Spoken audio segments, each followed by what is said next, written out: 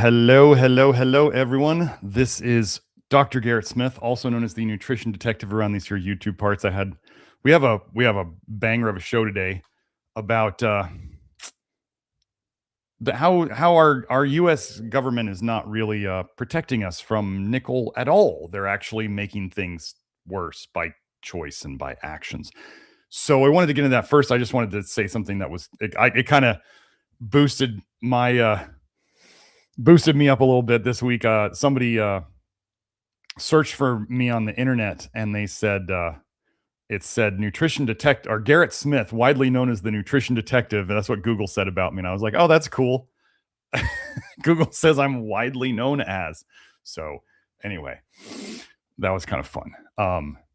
For those of you who have been having, so it is June 16th, 2026.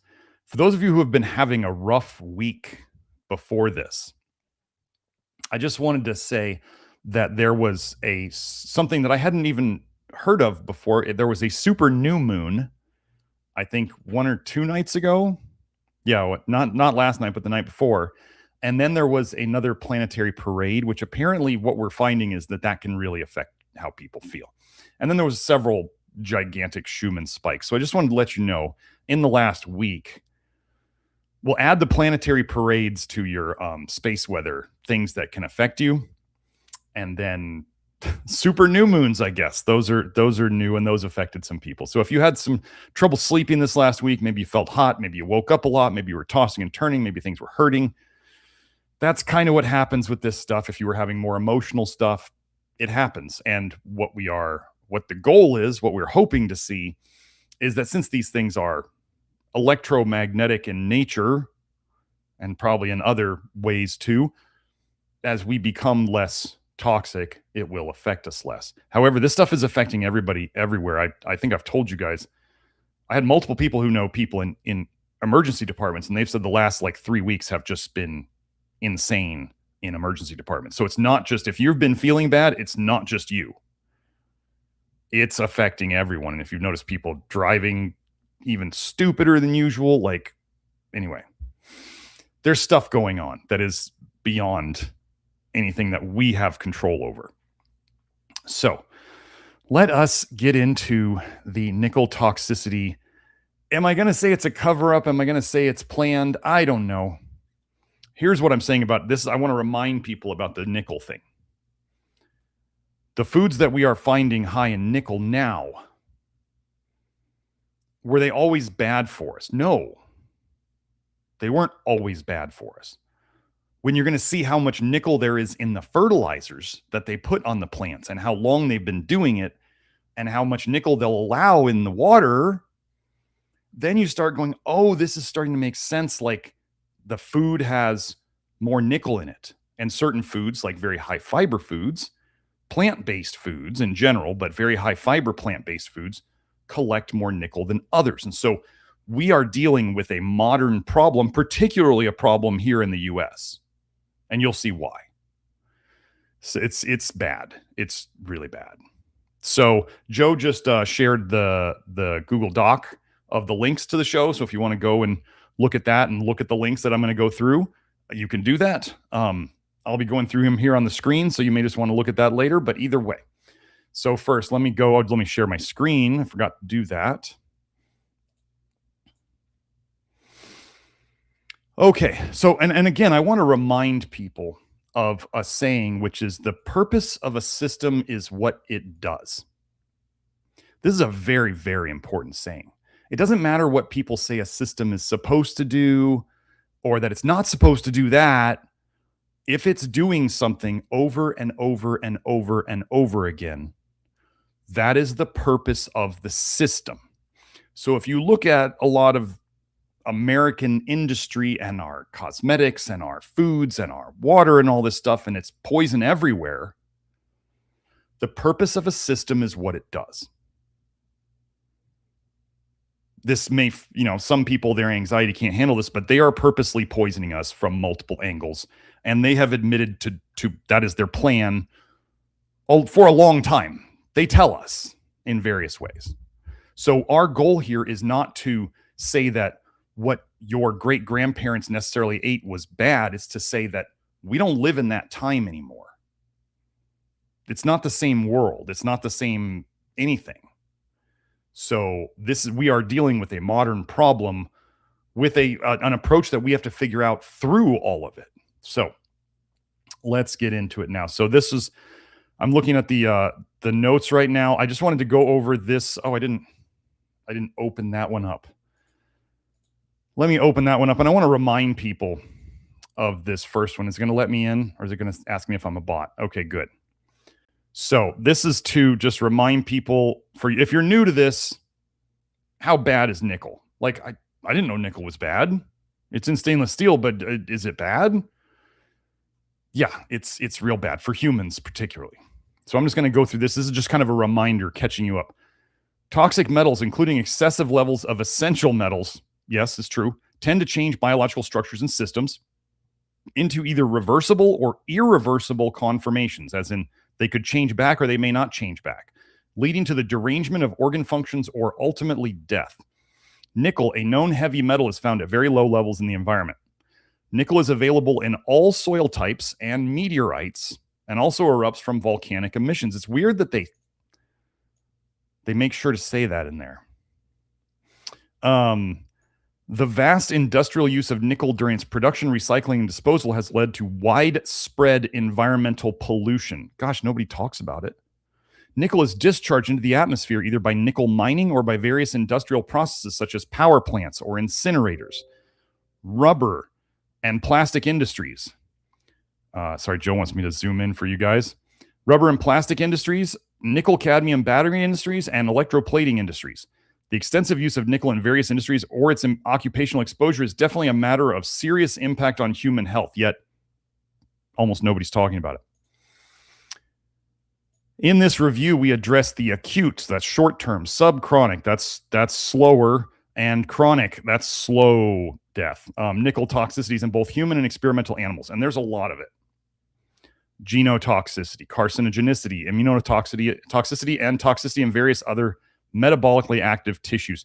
One of the things that I went over in one of the very first episodes was how when nickel has been injected into animals, it has caused cancer at every single spot it's been injected, and then sometimes it spreads beyond that. What other compound do you know of that will literally, anywhere you inject it, it will cause cancer right there? So nickel is really no joke. Oh, yes, and just wanted to add this last one here.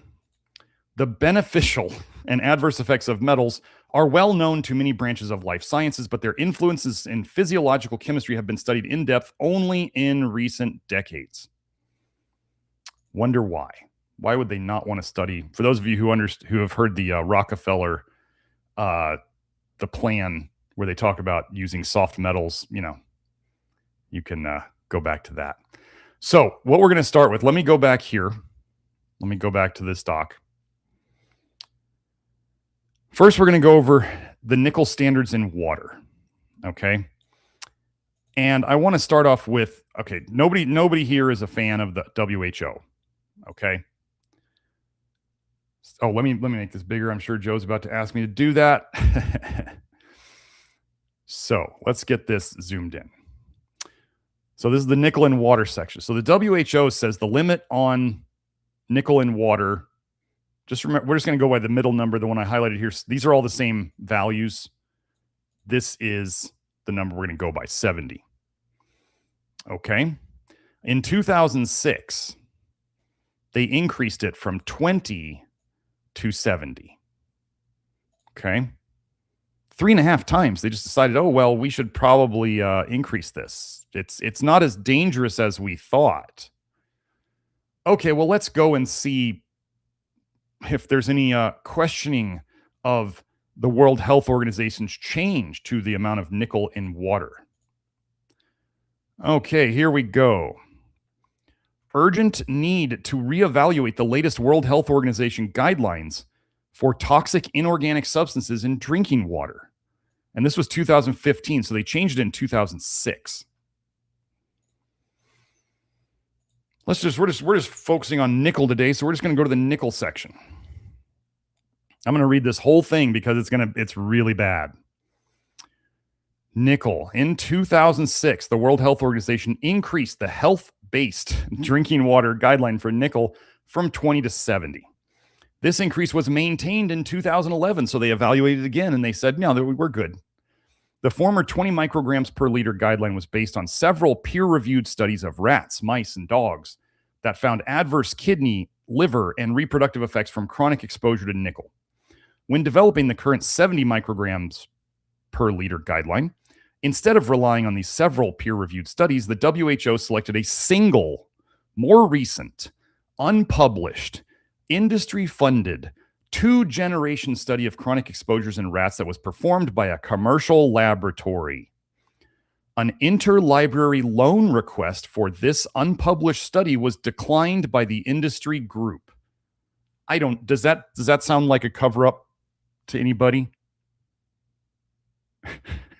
No, you can't see the study that the World Health Organization based their water recommendation for nickel on. Okay, in contrast to the several peer-reviewed studies that gave a 20 microgram per liter guideline, this single unpublished industry-funded study suggested a 130 microgram per liter guideline.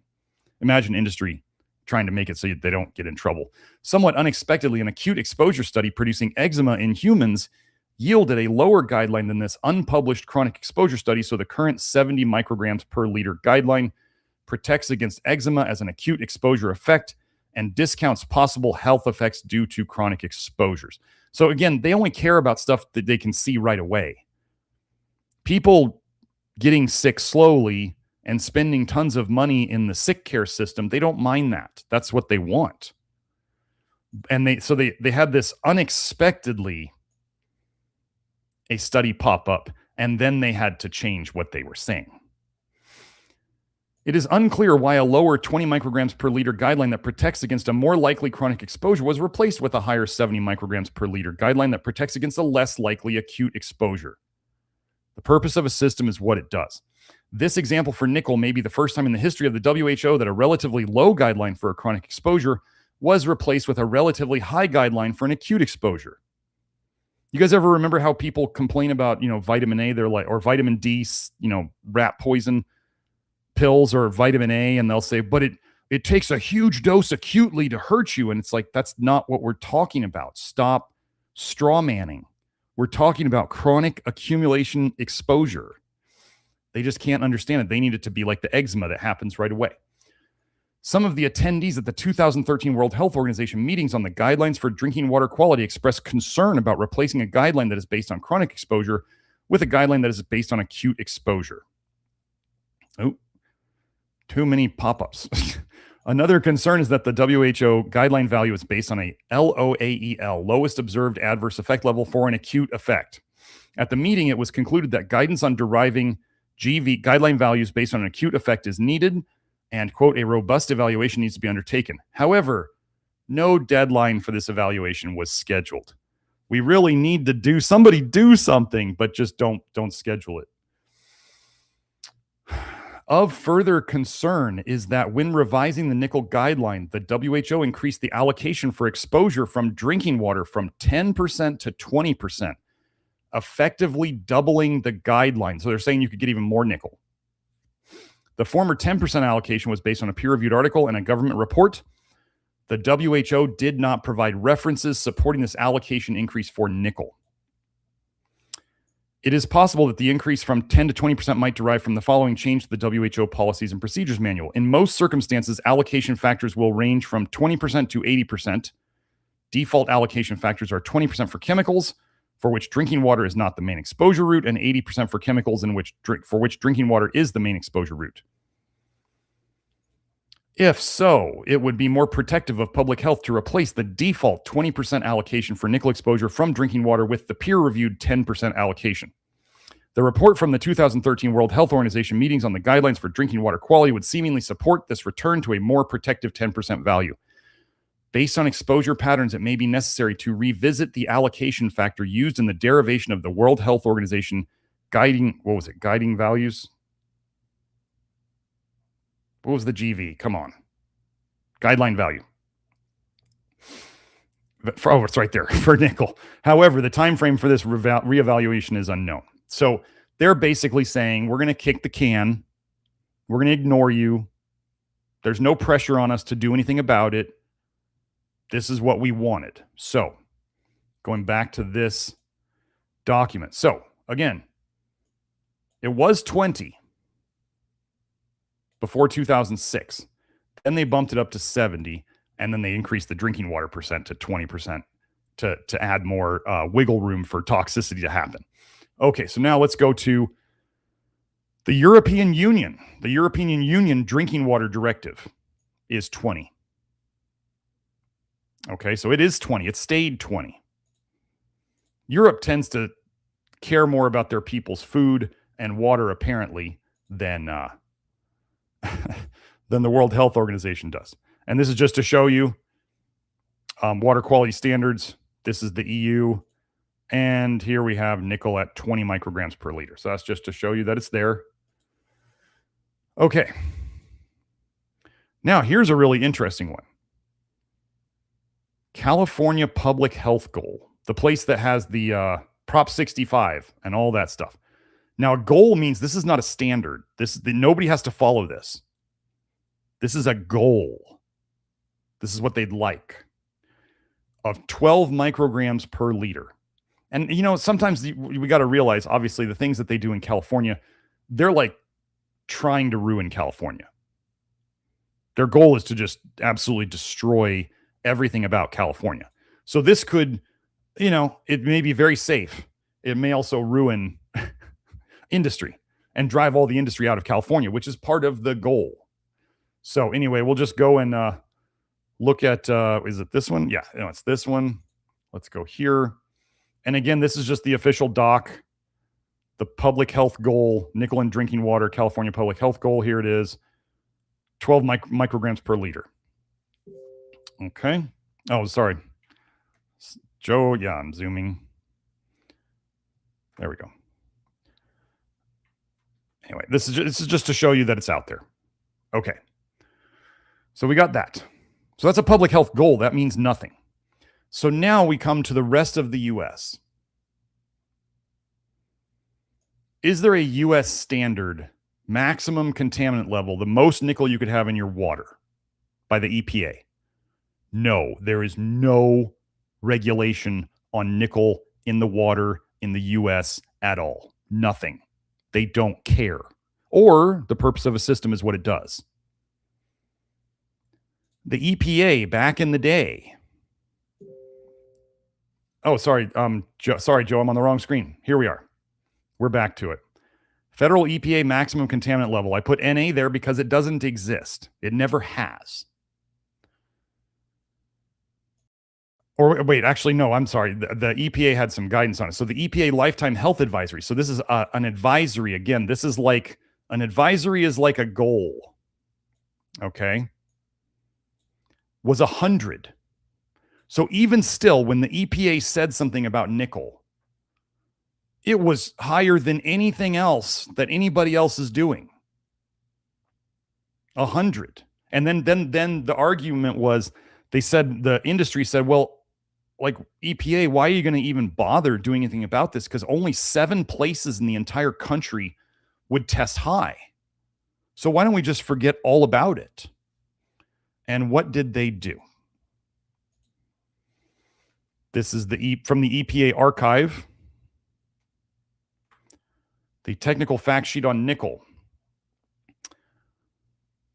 These are the contamination levels, or MCL, MCLG. These are basically the maximum levels of nickel. They were remanded. They were rescinded. They were removed on February 9th, 1995. This means that while many water suppliers continue to monitor nickel levels in their water, there is currently no EPA legal limit on the amount of nickel in drinking water. EPA is reconsidering the limit on nickel. This was 95. 31 years later, do you think they're going to do anything about it? This partially outdated fact sheet is provided for your information. I don't think I highlighted anything else in this. Nope. So, does the U.S. care about us in terms of nickel in our water? No, they don't. So now, because even if they did, their best attempt was the worst of everywhere. Okay. So now I just want to go and remind you of this one paper about how dangerous it is to have too much nickel in your water. So this paper is nickel absorption and kinetics in human volunteers. Wow, a human study even. So what they did was they had people fast for 12 hours. They gave them either a glass of water or with nickel in it, a certain amount of nickel in it, or they gave them eggs, some scrambled eggs with the same amount of nickel in it. So they gave them either eggs to eat with no drink, or they gave them water to drink with no food. And they'd been fasting for 12 hours, and it was just plain water. Absorbed nickel averaged 27% of the dose ingested in water versus 0.7%. That's less than 1% of the same dose ingested in food. A 40-fold difference. 40 times more nickel was absorbed from the water. Like that, when all the health gurus tell you wake up and have a glass of water first thing in the morning on an empty stomach. You better at least start rinsing out your pipes from the stainless steel that might be in there to get the nickel out before you take that extra nickel first glass of water on an empty stomach in the morning. Okay. So that's why water is really important here. So let's get into the next part. Okay, let's share this one. Oh, let's go view full screen. Okay, nickel and fertilizers. This is okay. So you know how I told you that all these foods weren't super problematic before until now? Well, there's a reason why, especially in the US. So, biosludge, as in sewage type waste that they allow to be processed and then spit back onto the fields so you can then eat the foods grown in it. Okay. Again, you'll see the pattern here. 1989, the EPA proposed rule for nickel cumulative pollutant loading rate for agricultural land was 78 kilograms per hectare. Okay. I can show you the doc. It's right here. Nickel, 78. Oh, sorry. It's right here. Joe, I'm not going to zoom in on this one. It's right here. It's small type. 1989 was this paper that came out. Okay. So now let's go back here and let's go. The EPA changed it in 1993. The final rule, it became 420 kilograms per hectare, about a 5.4 times increase. That's weird. 5 times higher than what they thought it should be at first, and then the EPA's nickel level was 5 times higher than Europe's. What a weird pattern. And then this is the document that has the 1993 change, 420 for nickel. Now, let's go look and just see, are they really trying to get us in the US? Are they really trying to get us? I don't know. What is Canada's standard for biosludge? Oh, it's 36. So it's like 12 times less than ours. Sorry, Joe, I missed that one too. It's 36 right here. Why is America allowing so much nickel? And here, if you want to see the documentation, here it is. Maximum acceptable cumulative metal addition to soil over 45 years. Nickel is 36 kilograms, or that's kilograms metal per hectare. So, yeah. So now let me go to the next part. So you'll see a pattern here. It's not a truthful pattern. We'll put it that way. Oh, yeah, and I forgot one last thing. There is no single U.S. federal nickel limit for phosphate fertilizer contaminants. So phosphate fertilizer is normally contaminated with toxic metals all over the place. You can look it up. And they just say this amount is okay and this amount is not. And phosphate fertilizer plants poison the area around them. It's been shown in multiple countries and multiple studies. Like they poison the hell out of people. And a big part of that is nickel. So do you think there's much nickel left in phosphate fertilizer? Probably. But the US government doesn't set its own limit. It decides to let the states do that. So now, if you start having more nickel in the literal fertilizers, you're going to have more nickel in the food, right? Now, governments and the healthcare, the industrial disease care industry cannot have people talking about toxicity. They cannot bring that up. They will not allow that to become a topic of conversation. So the European Food Safety Administration, even with their lower nickel standard for water in 2020, they increased the tolerable daily intake. I love that word, tolerable daily intake, from 2.8 micrograms per kilograms of body weight a day to 13 micrograms per kilogram of body weight a day. Now, let's just go and verify this just so you guys can see that it happened. Where was it? Let's go here. Let me find it. There it is. Let me zoom in a little more. 2020, October, EFSA updates its scientific advice on the risks to human health from nickel in food and drinking water. Experts increased the safe level, known as the tolerable daily intake, from 2.8 micrograms per kilogram of body weight to 13 micrograms per kilogram of body weight. This is due to the application of the updated benchmark dose guidance, which resulted in a more thorough data set that industry provided, I'm sure. Experts concluded that current chronic dietary exposure to nickel may be of concern in young people, infants, toddlers, and children.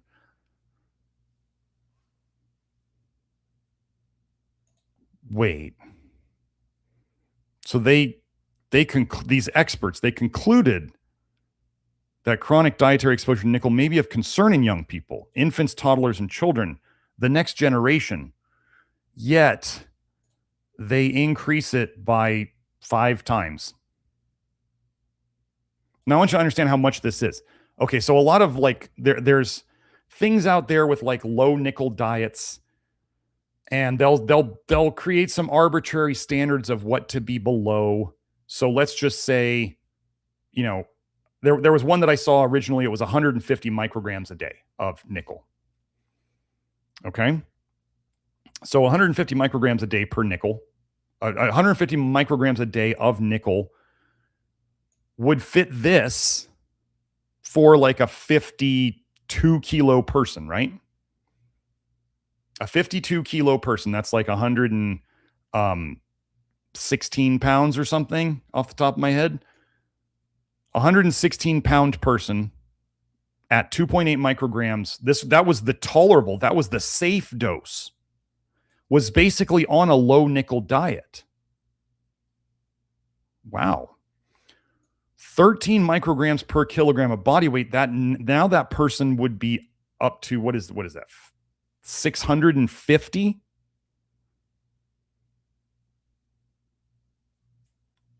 Wait until you see what they say is actually safe, or what used to be safe. So they're saying that everybody can just be on like a mega high nickel diet. You got to remember, folks, with the technology revolution, they can't make nickel bad now. They absolutely cannot make nickel bad. Nickel cannot be bad. That's why I'm going to get so much pushback on this from the outside world, is because industry cannot have this become bad. Okay, so Europe sold out. Oh, and let's go and look at this. Let's go look at this paper. Dietary intake. Oh, this is so bad. Dietary intake of nickel and zinc by young children results from food duplicate portion measurements in comparison to data collected from dietary records, calculated from dietary records, and available data on levels in food groups. So what I believe they mean here, I didn't look this up, I should have, but when they say duplicate portion measurements, they are going to like remake the food. So like the kid eats the food during the day, and they're going to literally like make a second portion of it that they measure the nickel in and the zinc. So they're not just guessing from this, they're going to actually like take a second set of the same food and then measure that. And then they would also do food records. They did another version where they looked at dietary records and that stuff. So the daily dietary intake of nickel and zinc by 42 young children, 21 boys and 21 girls from 4 to 7 years of age. 4 to 7 years old. Living in urban and rural areas of Germany and having different food consumption behavior was determined by the duplicate method with a 7-day sampling period. Daily intake rates based on the 294 individual food duplicate analysis were 12 micrograms a day up to 560 micrograms of nickel a day. And that's the range. So the average, 92 for a 4 to 7 year old. Do you remember what we just said about a 50-pound person, a 50-pound, let's say, woman? The old European standard used to be that she would get like 150 micrograms of nickel a day. Yeah, we're talking about 4 to 7 year olds now. And 1.5 to 11 milligrams of zinc per day.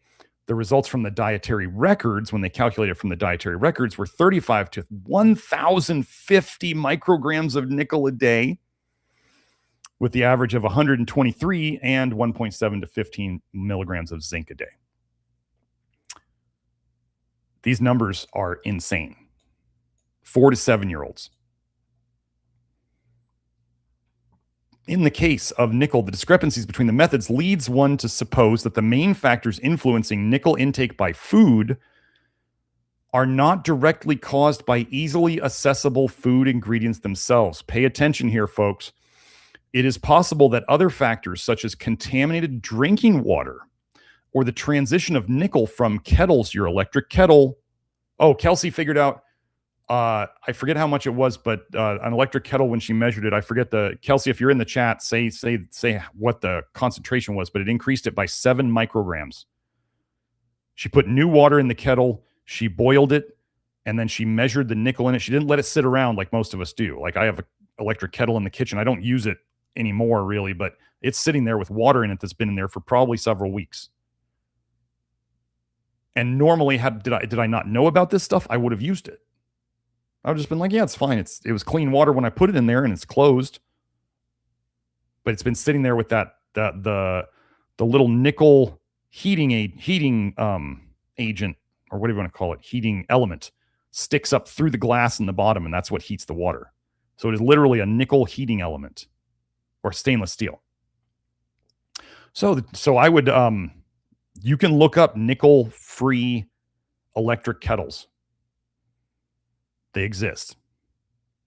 I don't know if I'm going to buy one. I may just buy something else that's like, or just have better pots, have a glass pot and just heat the water in the pot like old school. Anyway, for nickel from kettles or other household utensils made from stainless steel into the food may be more relevant. So they're saying that the discrepancies in their measuring is probably from stuff in the foods in the kitchen, adding nickel to things. In addition, there are some foodstuffs with great variations in concentrations, often influenced by the growing area and environmental factors. Further, some food groups naturally high in nickel, like nuts, cocoa, or teas, might not have been kept sufficient within the records. In summary, the dietary record method gave sufficient results for zinc, but is insufficient for nickel. They're saying the measuring sucked. Based on the food duplicate analysis, children living in urban areas, pay attention to this. This is wild. This is where like people trying to be healthy may be making things worse. Based on the food duplicate analysis, children living in urban areas with consumption of food products from a family-owned garden or the surrounding area and or products from domestic animals of the surrounding area had about 1/3 higher nickel levels in their food than children living in an urban area, than either children living in an urban area or children consuming products exclusively from the supermarket. Now, I don't know, that could be a psyop. That could be to scare people away from growing their own food, but it could also be that people who are growing their own food and these like low, kind of suburban farmer types are maybe they have a lot of stainless steel pieces in their water supplies. Your outdoor people don't think much about the hose outdoors. Do you guys remember as a kid? I'm old enough to remember as a kid drinking from the hose. It tasted like metal. It literally tasted like metal. It took a while for it to stop. You had to run it for a while to get it to stop tasting like metal. So, yeah, that probably didn't help my early nickel toxicity. But think about people, watering their gardens all the time. They turn the water on, use it, let it sit, turn the water on again next day, so every time's recharged with nickel. Anyway, only slight differences were found with regard to zinc compared to the recommendations of the German Society of Nutrition. 25 to 30 micrograms of nickel a day is what they're saying. They're not recommending it as a nutrient. They're saying that's the max.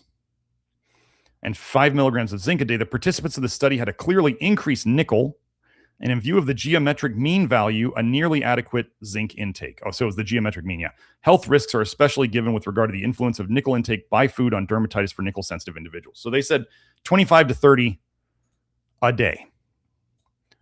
What were the actual numbers? They were the geometric mean here, 3 times higher, 4 times higher. They have a nickel toxicity problem, and it's just happening. And then they're raising this was when? 2009. And then in 2020, they had to make it fit, right? So they have to, they see the research. We have a problem here, right? These kids, 4 to 7-year-olds, are getting way too much nickel. So what does the government do instead of going after industry? They raise the standards so that industry can't be found. They're like, no, it's definitely not affecting you at that level. There's no conspiracy. Definitely not. Okay, so then these are some numbers on nickel intake in the US and Europe. I forget when this was. I'll look it up. Institute of Medicine said less than half a microgram a day. I'm pretty sure that's impossible to eat a normal diet and get less than half a microgram of nickel a day. So this is like a lie, straight up. To 162 micrograms a day. Wow. That's like the European number. But do we actually think Americans are getting this little nickel? I don't. And the European Union was way higher than that. Wait, 2.51. I have to have the wrong number here. Oh, no, that's micrograms per kilogram of body weight per day. So like if you have that, let's just do that easy 50-pound person. This would be 75 to 500. 75 to 500. Wow, that's a huge difference between these two numbers. I think one group is not reporting the right numbers. So this was where I got those numbers from. I like this. Nickel and nickel compounds have been identified in at least 867 of the 1,868 hazardous waste sites that have been proposed for inclusion on the EPA National Priorities List. However, the number of sites in which nickel and nickel compounds have been evaluated is not known. Sounds like they don't want to find it. Let me go to the next part. Let me zoom in for Joe. Oh, we just threw this in again. If you're smoking weed, if you're smoking cigarettes, if you're vaping, if you're taking nicotine pouches, you're just silly and you should stop. But higher exposures may occur for workers and people who smoke tobacco or e-cigarettes. Occasional exposure via inhalation and dermal routes occurs in industries that work with nickel and its compounds, such as electroplating. this was an interesting one that we found and is part of probably Kelsey's long-term health issues that we've been, helping her through, and she's been helping other people through. She was a dental assistant to her mom. Dental technicians may be exposed to nickel in alloys used in the industry. I believe that's more dental lab technicians. They tend to keep leaving the word lab out, but still. My as an example, my barber yesterday was talking about how he has chronic inflammation. Now, you guys should know, barbers are touching stainless steel all day long, basically. And he was saying he brought up the subject of peptides, and he was wondering my take on them and all this stuff. And he said, if there was something I could inject like 3 days a week that would get rid of my inflammation, man, I'd do it in a second if it didn't have any side effects. I said, well, there is something that you're exposed to a lot that causes a lot of inflammation. And he said, what's that? And I said, well, all your tools there are stainless steel, right? And he goes, yeah. And I said, stainless steel has nickel in it, right? And I said, yeah. And I said, you absorb that nickel through your skin, and that's a huge part of your inflammation.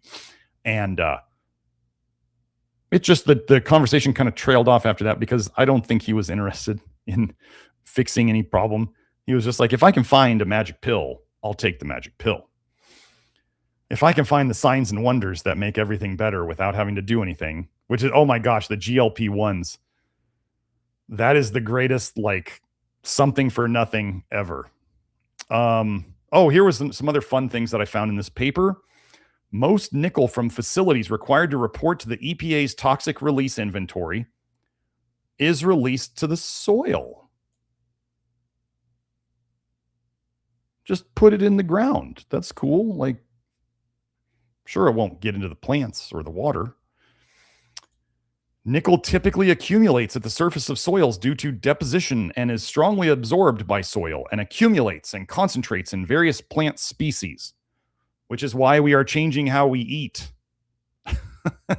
Because it accumulates and concentrates in various plant species. And we went over that. Okay. And then they go on to say that nickel doesn't appear to accumulate in animals. And I'm like, oh, geez. So, yes, this was the last thing I wanted to go over here.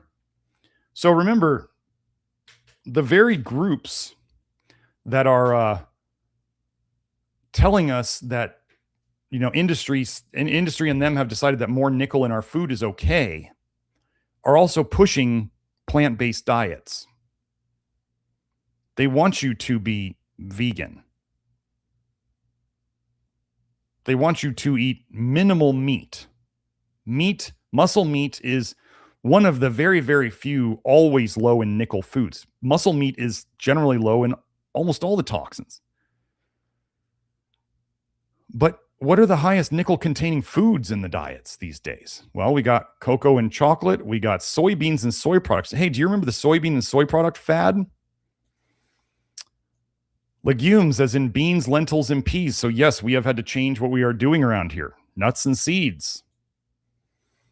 Oats, buckwheat, and other whole grains. And then the big one, how many times are they going to push the cruciferous brassica vegetables on us? They are the highest nickel accumulating common vegetable to eat. So we're talking broccoli, cabbage, kale, Brussels sprouts, cauliflower, etc. We had already been avoiding these because the sulfur in them slows your detox. It does not make detox faster.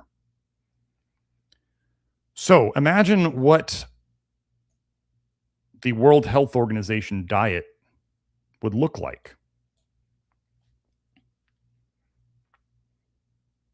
Pretty sure that would be it. Oh, but don't forget the bugs.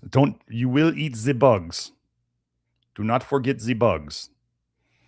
I'm sure the bugs will have no nickel in them. I might have to look that up. Okay, so now we're into the next part. This part will hopefully, this was fun for me to find, so I hope it blows your mind too. Okay. So you know how lots of people have talked about, and I've talked about, how there's a depletion of the micronutrients in plants. Yes? There is a depletion of micronutrients, which includes the vitamins and the minerals that are naturally occurring in plants. Nobody really seems to debate this. It's only the people now who are like completely anti-supplement, all supplements, because they have no capacity for nuance and understanding things, that now say, don't take anything ever and just eat food.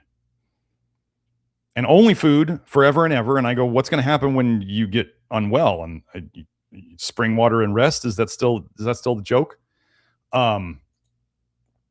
So let's go over this one. So nickel foliar application.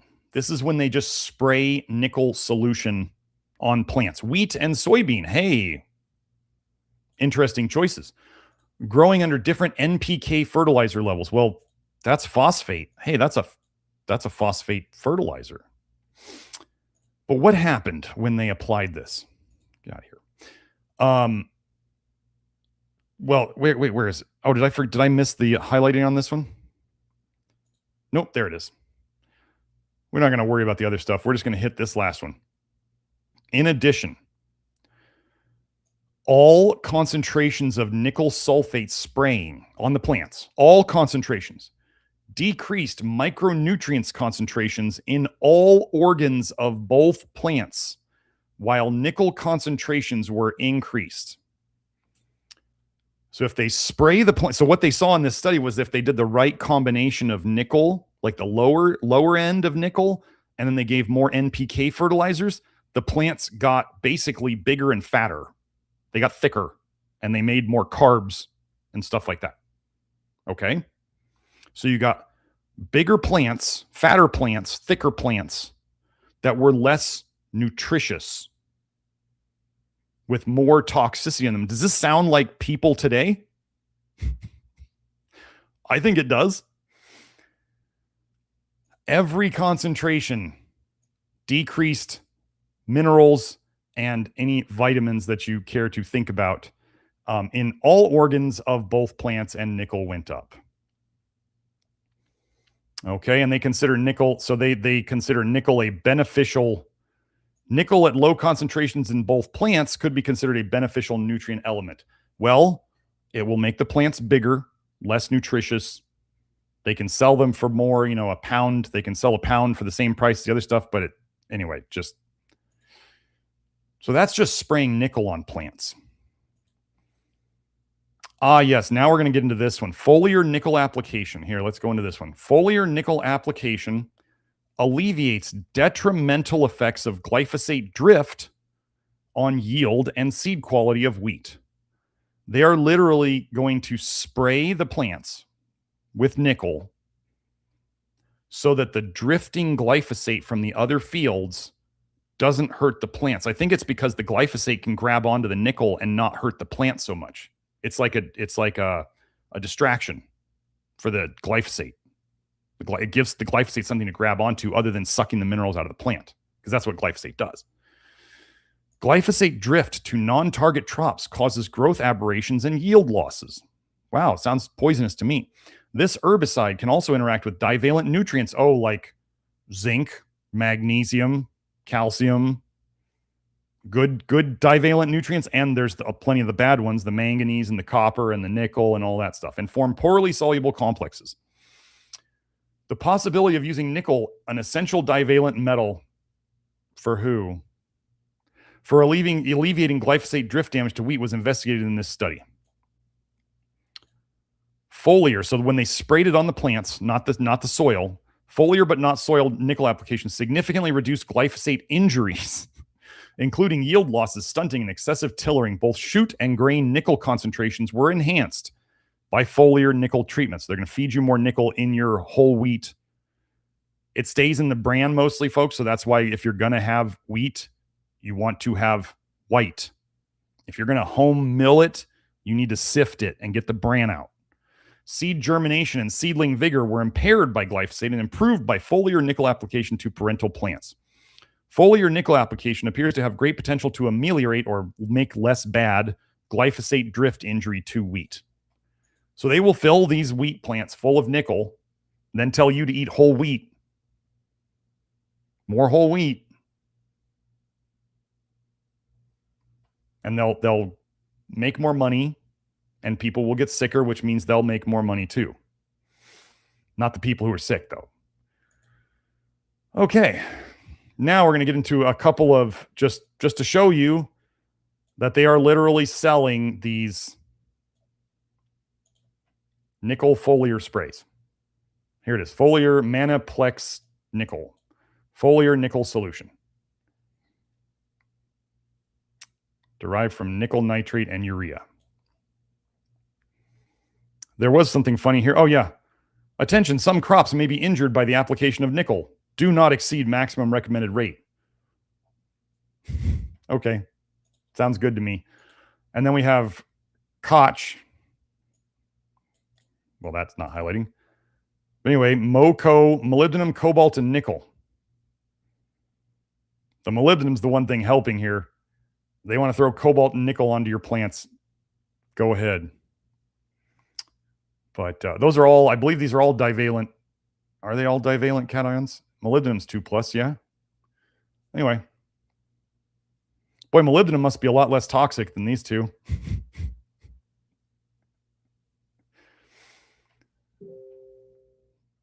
Oh, sorry. Sorry, Joe. You're right. This is the right one. Sorry, this is the MoCo nickel from Koch Agronomic Services, where they have nickel and molybdenum and cobalt. Look at these ratios between them. 3.0% for molybdenum, and then the other ones are, what is that? 1/20th? 1/10th? 1/20th? Don't put too much of those on it. But, yeah. So that's that. And then did we have one more? Oh, yes, yes. Now, before I go into this, I am not an apologist for glyphosate by any means. My old program used to be about getting glyphosate out of the diet along with vitamin A, because glyphosate inhibits vitamin A detox, like I went over with nickel. But I wanted to hit on some important things in this paper because, again, I do believe the bad guys like to distract us. They like to say, look over here, focus on this, but ignore this over here. Okay, they really like to do that.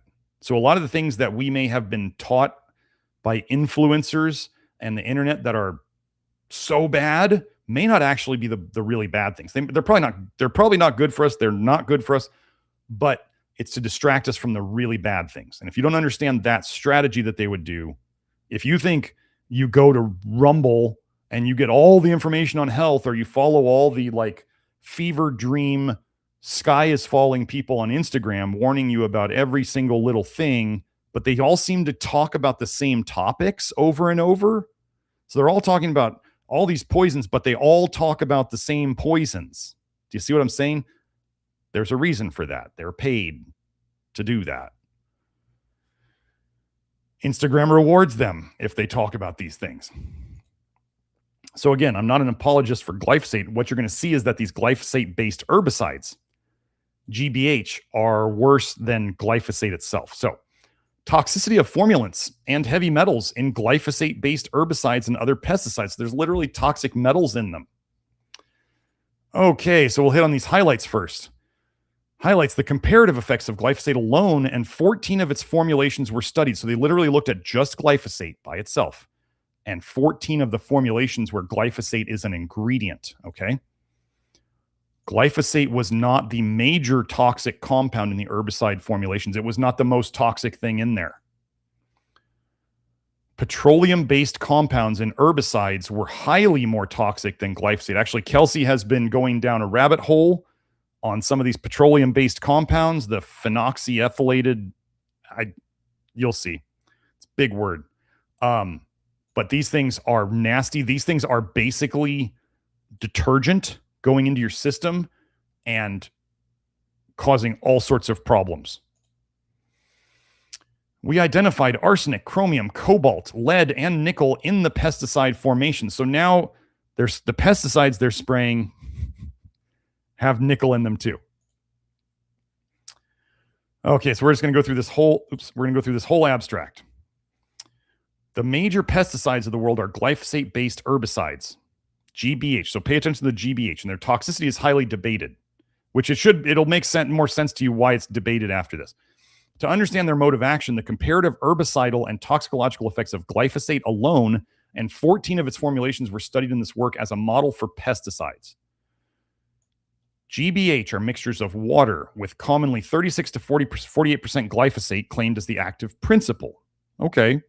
As with other pesticides, 10 to 20% of GBH consists of chemical formulants. We previously identified these by mass spectrometry and found them to be mainly families of petroleum-based oxidized molecules such as POEA and other contaminants. We exposed plants and human cells to the components of formulations, both mixed and separately, and measured toxicity and human cellular endocrine disruption below the direct toxicity experimentally measured threshold. Glyphosate was only slightly toxic on plants at the recommended dilutions in agriculture, in contrast with the general belief.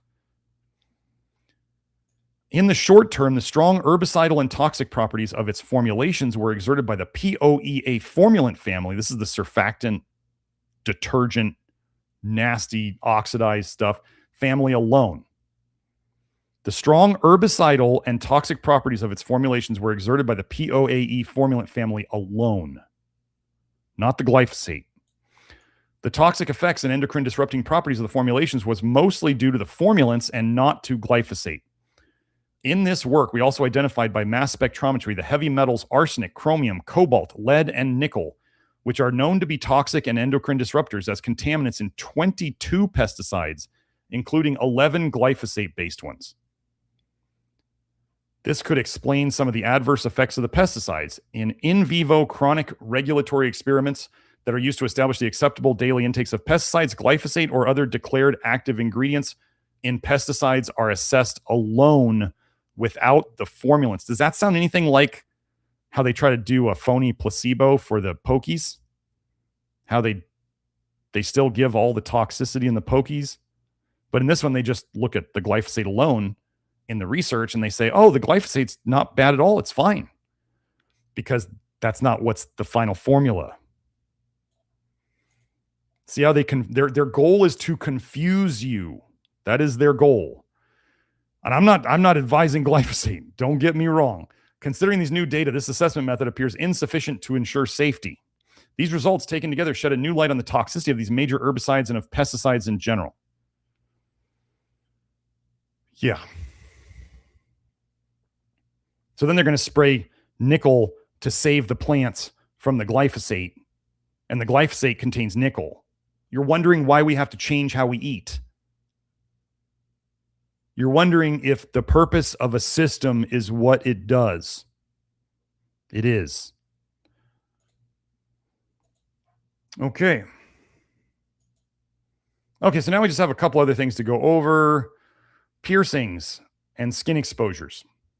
So I kind of went over this already. Folks, if you're going to have any metal in your body, in your mouth, in your ears, it's better to not. It'd be better to get it out of you if you can. If you can't, boy, I'm going to tell you, you better be on Pectasol for like the rest of your life. And I'm dead serious about that. If you have metal in your body that you cannot get out, you should probably be on the triple dose a day of Pectasol for the rest of your life. Piercings and skin exposure. Let's go into this one. Because, again, the U.S. doesn't do things that other countries do. So the art of prevention, a piercing article about nickel. Har, har, har. Allergic contact dermatitis is a category of inflammatory skin conditions resulting from an interaction between a chemical and the skin, which results in a type 4 delayed hypersensitivity immune response. Some factors, pay attention here, some risk factors for the development of ACD may be genetic, but acquisition of ACD is believed to be due to exposure. It's toxicity accumulation. One of the most common causes of ACD is the ubiquitous metal nickel. It is the most common. The European Union addressed the increasing rates of nickel sensitization by instituting the Nickel Directive in 1994. This mandates that products intended for prolonged contact with the skin should release no more than 0.5 micrograms per centimeter squared a week, with a specific restriction on piercings, wounded skin limited to 0.2 micrograms per centimeter per week. Because if you have punctured skin or broken skin, you absorb more nickel. The institution of the directive has led to significantly decreased rates of nickel sensitization across Europe. They can actually say there was a cause and effect. Less nickel on people's skin caused less nickel problems. So it's the nickel that causes the problem. You understand? Let me see. Ear piercing is believed to be the most common source of nickel sensitization. A 2001 study by Ehrlich demonstrated only a 4% nickel sensitization rate in males with no piercings, compared with 11.1% and 14% in males with one or multiple piercings, respectively. When compromised by the trauma of piercing, skin penetration by allergens may be enhanced. In particular, penetrating wounds provide direct entry of the allergen to the dermis and dermal dendritic cells. Worst way you could expose yourself to nickel would be to stick it inside your body.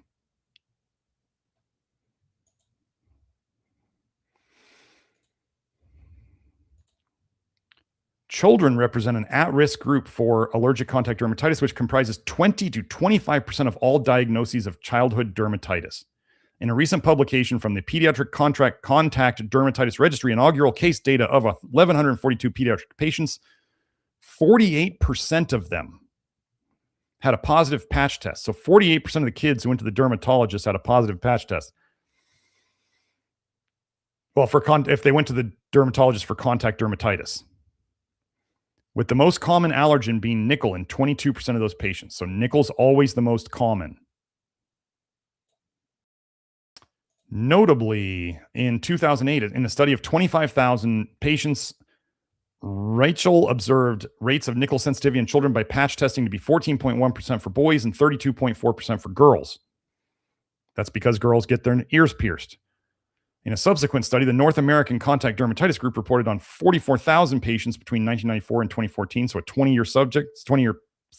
20-year period, and found that 17.5% of patients tested were patch test positive for nickel sensitivity, making nickel the leading allergen in all age groups worldwide. And they're not doing anything about it. The purpose of a system is what it does.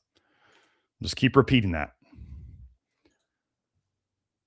Although abstinence, as in abstinence from jewelry and nickel things on your skin, although abstinence is the greatest opportunity for prevention, the best practice for piercing would be to have a professional use plastic, nickel-free metal, or a low nickel releasing stainless steel such as AISI 304, 316L, or 430, all of which release less than 0.03 microgram per centimeter squared a week, which is significantly below the European Union safety standard of 0.2 micrograms per centimeter squared per week. So there are options. If you insist on sticking things in your body and messing up your acupuncture meridians and doing all that stuff, I mean, you can. You can do it without a nickel problem. You might get a different problem.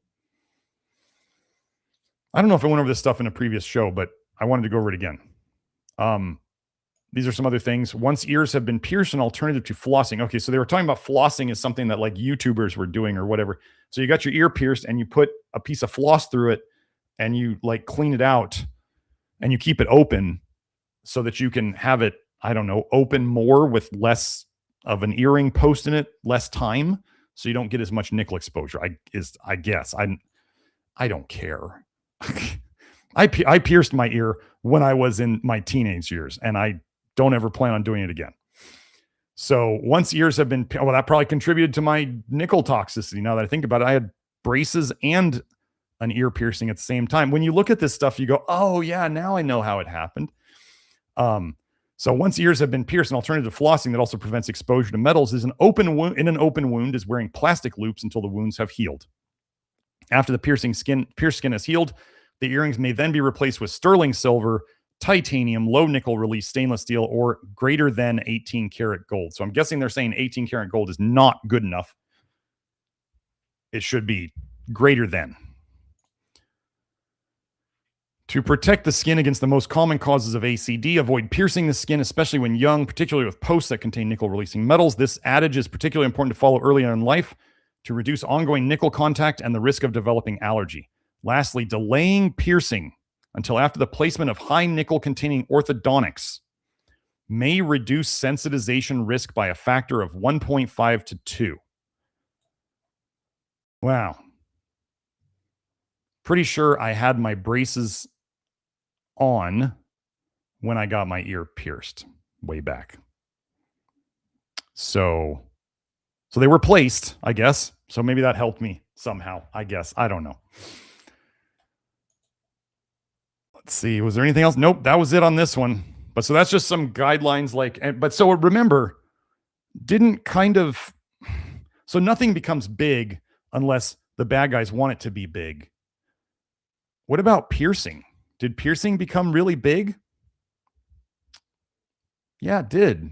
Does that mean that people in Hollywood and other places were doing it purposely to influence the youth and others to stick all these pieces of metal in themselves? Probably.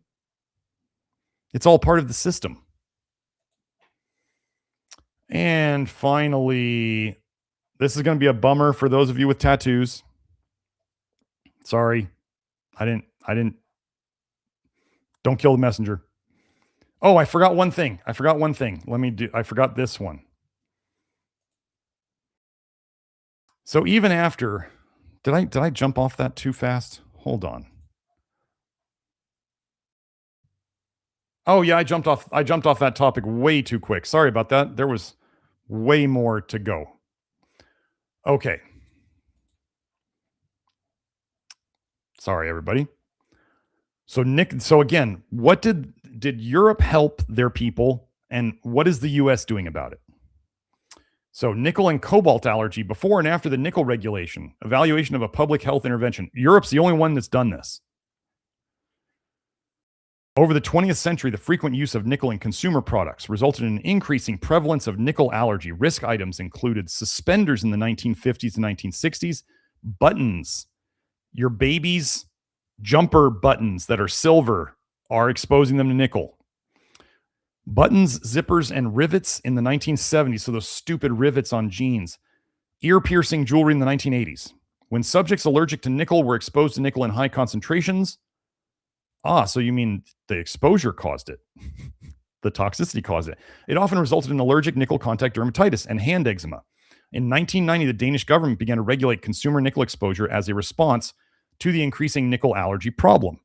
In 1994, the EU Nickel Directive was passed, a regulation that was based on the Danish and Swedish nickel regulations. You know what? I'm actually starting to wonder now. I had what I thought was psoriasis on my knuckles, and now I'm starting to wonder if it's hand eczema related to nickel, and it just never got that bad. Continuing, finally, it was evaluated whether a cobalt allergy epidemic had replaced the nickel allergy epidemic after nickel regulation in terms of increasing cobalt sensitization and cobalt exposure. So they regulate nickel, which means they start using cobalt more. Are we going to see cobalt sensitivity go up? The thesis showed that the prevalence of nickel allergy decreased significantly after nickel regulation in young Danish women from the general population, 18 to 35 years, and in the young Danish female dermatitis patients from a university patch test clinic, 0 to 30 years. Gosh, so nickel allergy is completely based on exposure. You reduce the exposure and less people have the problem. Stratification by ear piercing status revealed that women ear pierced before 1990 had a significantly higher prevalence of nickel allergy and dermatitis than women ear pierced after 1990. Something must have changed in the ear piercing equipment. Furthermore, the association between hand eczema and nickel allergy decreased in young women aged 18 to 35 years when a comparison was made between women who were patch tested and questioned in respectively 1990 and 2006.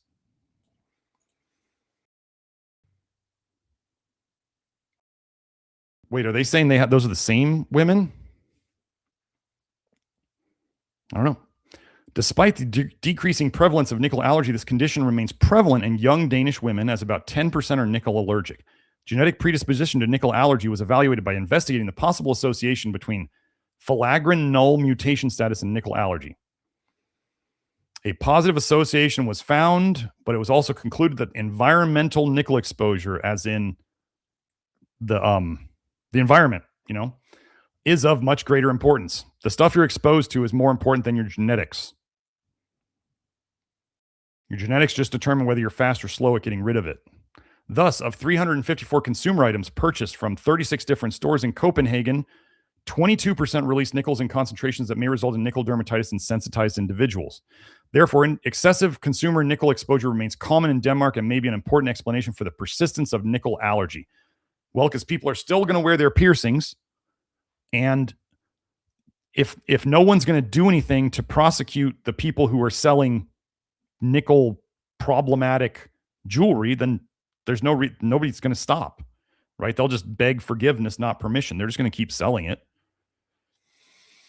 In conclusion, the Danish nickel regulation, the EU Nickel Directive, has changed the epidemiology of nickel allergy in Denmark. However, the Nickel Directive and its reference methods need to be revised to better protect consumers and dermatitis patients. So, it's working. Next one. How's it going in the US?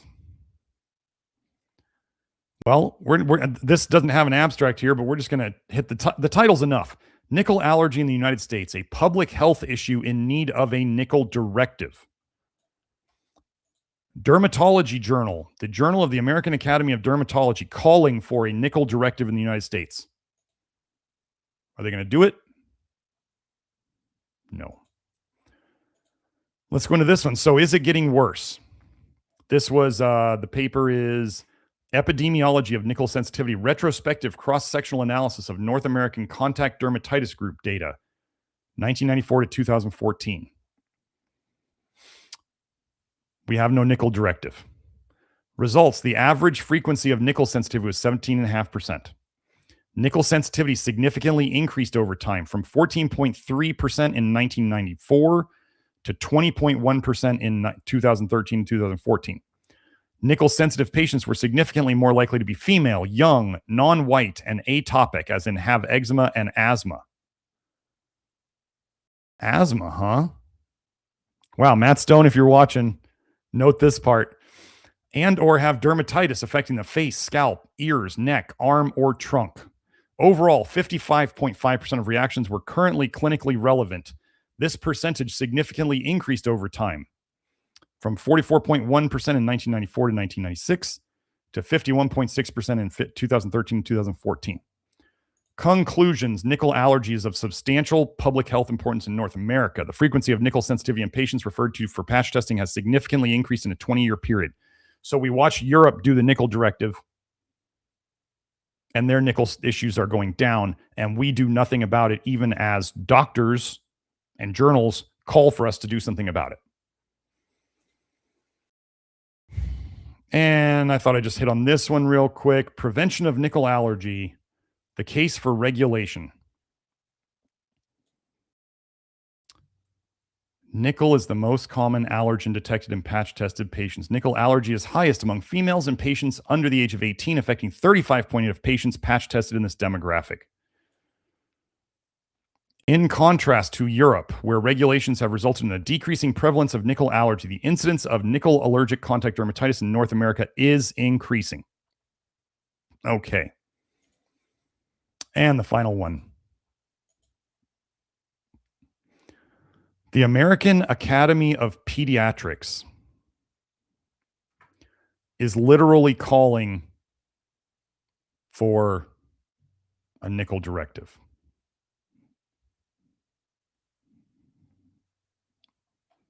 I'm not going to read that whole thing. The American Academy of Pediatrics supports U.S. legislation that advances safety standards as modeled by the European Union that protect children from early and prolonged skin exposure to high nickel releasing items. I know we don't have a huge love for MDs here, but they're even trying to get nickel addressed. And nobody will do anything about it. So you get to protect yourself. You get to be here listening to this and do something about it. So now we get into the nickel and tattoos. Sorry about that. Sorry, I had to go back there. We'll do this. Okay. 2021, Contact Dermatitis Journal, nickel and tattoos. Where are we? Tattoos are not mentioned as a source of exposure to nickel. Traces of nickel are, however, almost inevitably found in tattoo inks as impurities and sometimes in tattooed skin. Whether nickel in tattoos has any health consequences debated. We performed a narrative review of what is currently known about this topic. Today, nickel is frequently detected in inks, but at highly variable levels. It appears to be at higher concentrations in green, blue, and sometimes brown and violet inks. Only nickel allergy in tattooed individuals and nickel-associated tattoo ink allergy are addressed in the literature. Reports of tattoo ink allergy related to nickel are rare and heterogeneous. Authors often neglect possible implications of other metals or dyes. A positive patch test is not enough to confirm the role of nickel in a reaction observed after tattooing. We found no report of any systemic complication attributed to nickel from tattoos, but there are plenty of systemic complications. The Council of Europe bans the presence of nickel at high levels in tattoo inks. Gosh, what does the US do? Anything? I don't believe so. Which is a safety net for individuals with nickel allergy. Large epidemiologic case control studies with systematic biopsies on normal and inflamed tattoos and patch testing would help to understand the role of nickel in tattoo ink allergies. How many people just slowly watch their health decline because they get a titanium or a stainless steel screw put in their elbow or their knee or their spine? It doesn't have to be like huge dermatitis. They just, medicine is so lost. They want it to always, this is the problem with this work that some people want and they can't grok about this work, is they want it to always be the same presentation every time. They don't understand systemic disease and how broken links in the chain, the weak link in the chain breaks first. Yours may be different than somebody else's. Oh, well, let's go into this one now. This is the last one. Distribution of nickel and chromium containing particles from tattoo needle wear in humans and its possible impact on allergic reactions. So they're about to tell you that literally pieces of the tattoo needle are coming off in your body. Although tattoo needles contain high amounts of sensitizing elements like nickel and chromium, their influence on metal deposition in skin has never been investigated. Here, we report the deposition of nano and micrometer-sized tattoo needle wear particles. Micrometer. That's not that small. I mean, it's small, but it's not nano. It's 1,000 times bigger than nano. Needle wear particles in human skin that translocate to lymph nodes. Usually, tattoo needles contain nickel 6 to 8% and chromium 15 to 20%, both of which prompt a high rate of sensitization in the general population. As verified in, As verified in pigskin, wear significantly increased upon tattooing with the suspected abrasive titanium dioxide white when compared to carbon black pigment. Additionally, scanning electron microscopy of the tattoo needle revealed a high wear after tattooing with ink containing titanium dioxide. The investigation of the skin biopsy obtained from nickel-sensitized people with type 4 allergy toward a tattoo showed both wear particles and iron pigments contaminated with nickel. So the iron pigments were contaminated with nickel too. Iron's commonly in red, I think, right? So it's not just blue, it's not just green. Previously, the virtually inevitable nickel contamination of iron pigments was suspected to be responsible for nickel-driven tattoo allergies. The evidence from our study clearly points to an additional entry of nickel to both skin and lymph nodes originating from tattoo needle wear with an as-yet-to-be-assessed impact on tattoo allergy formation and systemic sensitization. And titanium dioxide, as far as I know, it's not just white ink. They mix titanium dioxide into other colors to make them lighter. So it's not just white. That's what I was understanding. Okay, so let me go back. That's it. Well, let me just go back to the my sheet. Let's just do a quick review. Nickel is up to 40 times more absorbed in water. Joe, there are lots of studies on nano-nickel particles, and they do horrible things like fatty liver and heart disease and all sorts of stuff. But yeah, we could look into that. So let's just go over nickel in water. Nickel in water is absorbed up to 40 times more on an empty stomach than the same amount of nickel from food is. The US government has no standard for nickel in water, and the time they did have a standard, they shut it down 30 years ago. And even their standard would have been is anemic compared to, it's 5 times higher than Europe's, and still it's 1.5 times higher than the WHO's, or if you want to say 50% higher. So they don't seem to care about us in our water. If you want your nickel tested, if you want to go and look at your local municipal water report, they're probably not going to measure nickel, almost guaranteed. You're going to have to get your water tested if you want to know how much nickel is in it. That's just how it is. Nickel is in biosludge fertilizers. It's allowed there. They allowed a 5 times increase in the amount of nickel in biosludge. The US's standard for biosludge nickel is 12 times higher than Canada's. And there is no single US federal nickel limit on phosphate fertilizer contaminants. So biosludge is full of nickel and other toxic metals, and phosphate fertilizer is full of nickel and other toxic metals. And they just say, well, this amount looks safe. But apparently the US thinks that bigger amounts are safer. Because we're Merkins.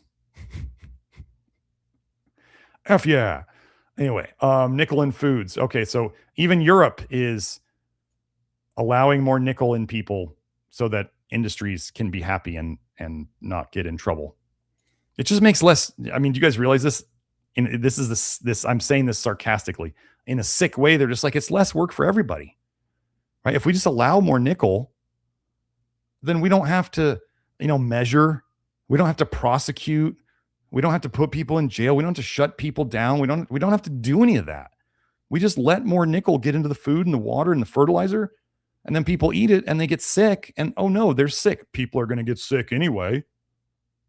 And then they pay the sick care system, and nobody ever figures out why they're sick. And it's just less work for everybody, right? We don't even have to do labs. We don't have to do nickel tests. We don't have to do any of it. We just ignore the whole problem. So the amount of nickel that kids in Germany were eating was outrageous.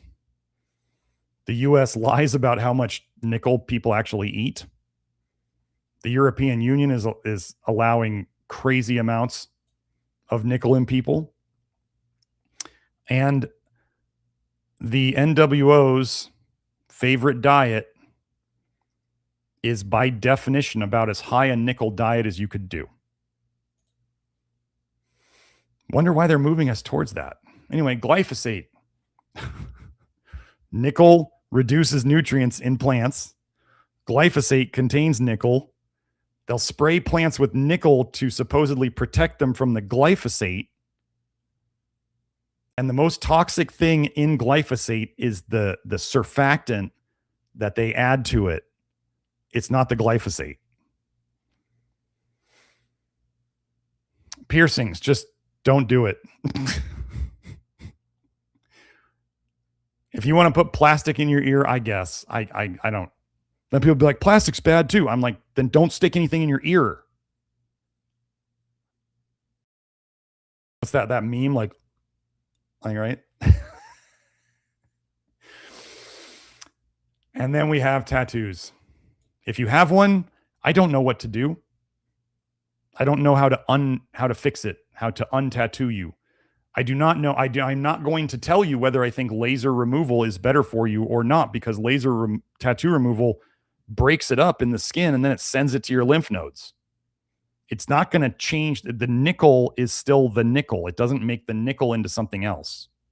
So I don't know what to do. I would definitely never, ever get a tattoo again.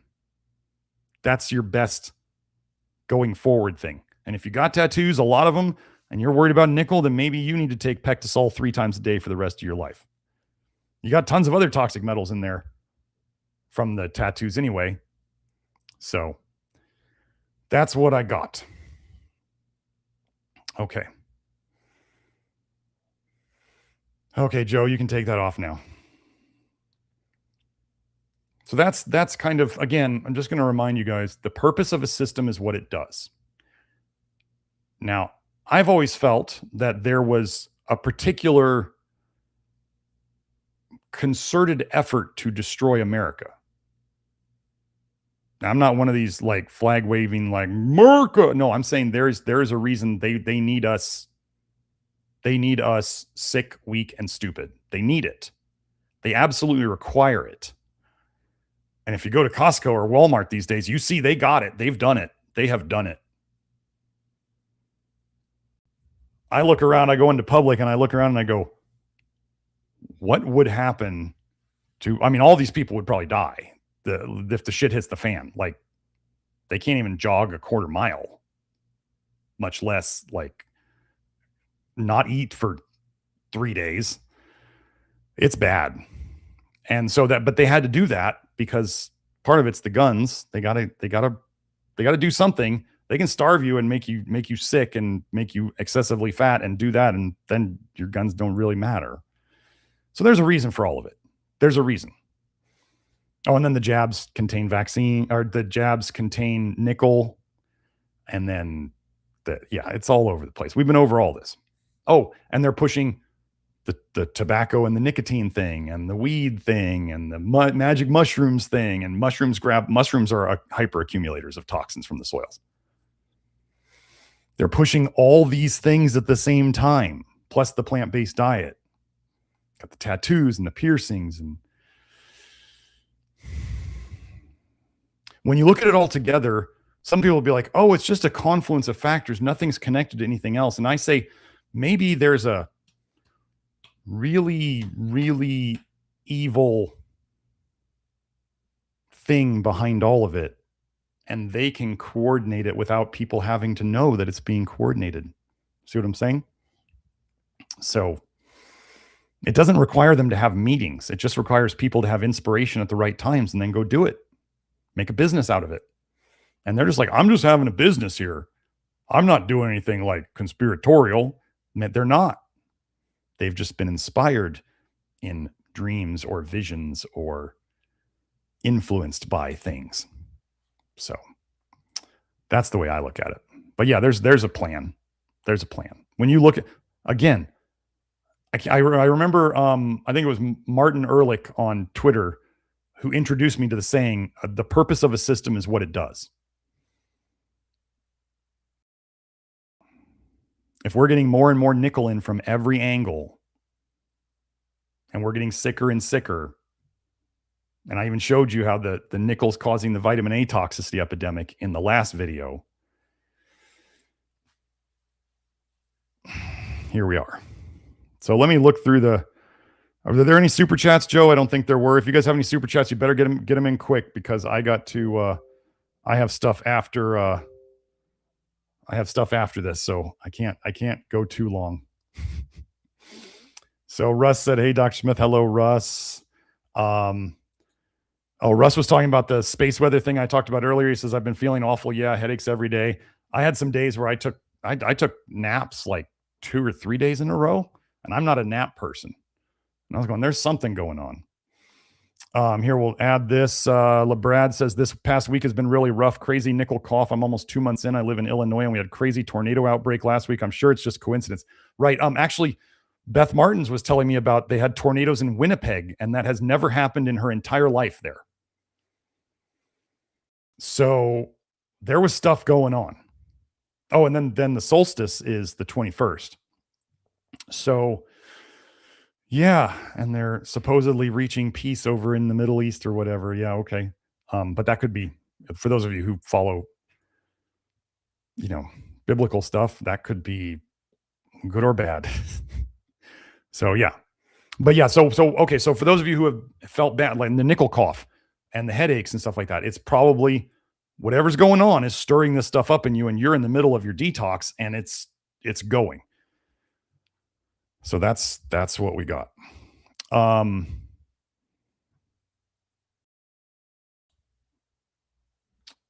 and he was just, Brad was just saying, Joe was saying he's in Burlington, Wisconsin, and the tornado threat was real. So yeah, Illinois and Wisconsin and all these high tornado places, right? Let's see. Elizabeth Honoria asked, just finished 2 bottles of PectaClear. How long should I continue with it? Well, it depends on how you're doing and how long your detox is going to last. Because some people are going to be months and months, and some people are going to be like a month, maybe. So if you're feeling, a lot better.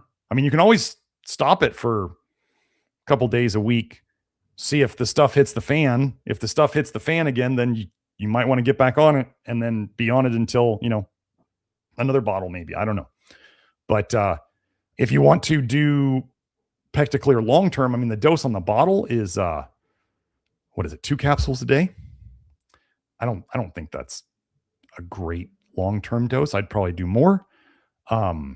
We should have, just so you guys know, we should have Pectasol and PectaClear in the store this coming week is my guess. You don't need to, I will announce it everywhere. There's no need to email Julie about when it's going to happen. We just got to get the product pages and everything all made, and it'll be in the Love Your Liver store for our normal VIP store discounts for you guys. So it'll be something you want to find it there. But yeah, three bottles. I mean, 2 bottles is great. That means you've probably done if you did this 18 a day, I mean, that's 20 days. If you wanted to hit the full month with it, you need another bottle. Yeah. So, okay. So Sergio did a super chat. Is apo-lactoferrin okay to take? I have the Jarrow one. Yeah, that's fine. I mean, it's fine to take. I'd prefer the lactoferrin to be the way it comes out of the cow, which is a mix of holo and apo. So I'm gonna use that one. But if you have the Jarrow apo-lactoferrin, that's fine. So just be careful of it during the nickel detox, because it can stir up nickel. Definitely. Oh, so yeah, just Andy said, how many processed foods like cereals, biscuits, et cetera, are made with nickel stainless steel mixing vats and nickel stainless steel chopper/blender blades? We could go into this forever. The biggest thing we can do is to address the things that we can address. So if that means you want to make it all at home, that's one thing. But if you're just like, I'm going to eat out, so all I can do is pick the best foods, that I know have the least nickel, then that's the best you can do. No, Joe said he couldn't find blenders with nickel-free blades. Yeah, you're not. No. And yeah, just any added nickel-containing food industry equipment. Yeah, I don't know how much like I'm not going to worry about knives. Like unless I'm cutting something that I'm damaging the knife with, you know what I mean? Like the needle going through the titanium dioxide. There's only so much you can worry about. This is one of the things about the nickel thing. That's the problem, is now nickel has become so, as the term in the studies used, is ubiquitous. It's everywhere. If you start becoming like paranoid and you're shutting yourself in your house because you can't go out because there's nickel everywhere, and you can't touch anything that's nickel, and you can't eat anything that was made with nickel, and you can't do, like, you're going to have a really bad time. So I would definitely maybe work with Beth Martin's. I put Beth Martin's info will be in the info box below. Yeah, I would definitely, if you're getting some weird stuff going on here about nickel, like paranoia and like just anxiety and all that stuff, I would definitely do some work with her. I did recently and I really liked it. And she's also doing her free group in the Love Your Liver program. So, I don't know if anybody answered this, but Aua said, has anyone developed a skin rash after repeatedly cooking in stainless steel pots? That would be an interesting thing about, like, for those of you who were using the Instant Pot, that would be something. What I'm going to have to figure out is how to use the crock pot more. Because especially, as you guys know, with meat prices going like through the roof, insane. Well, the roasts are looking real good now. And if I'm not going to be using the Instant Pot as much, better just figure out the schedule to make the roast in the crock pot, which is not nickel. So, okay.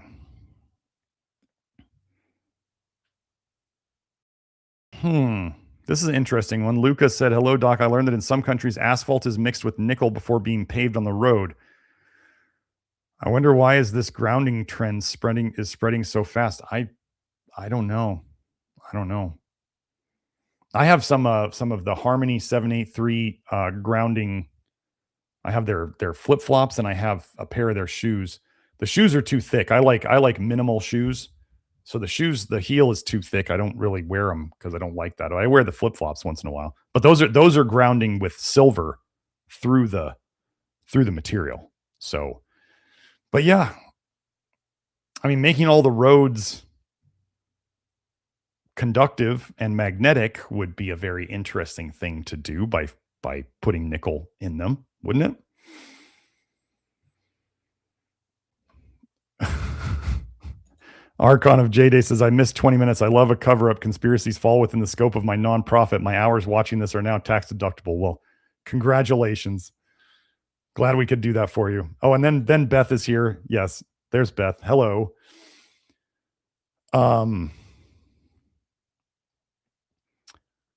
So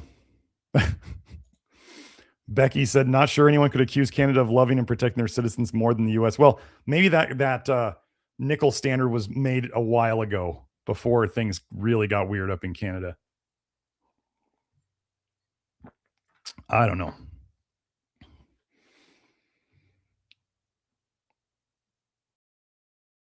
Oh yeah, and then Jackie K added, "Oh my!" And they use the fluoride waste product from the phosphate fertilizer industries, or the phosphate industry of phosphate fertilizer is where it comes from, to add to the tap water. Yeah, so that phosphate fertilizer industry, they're just full of goodness, aren't they? They just give us so many things.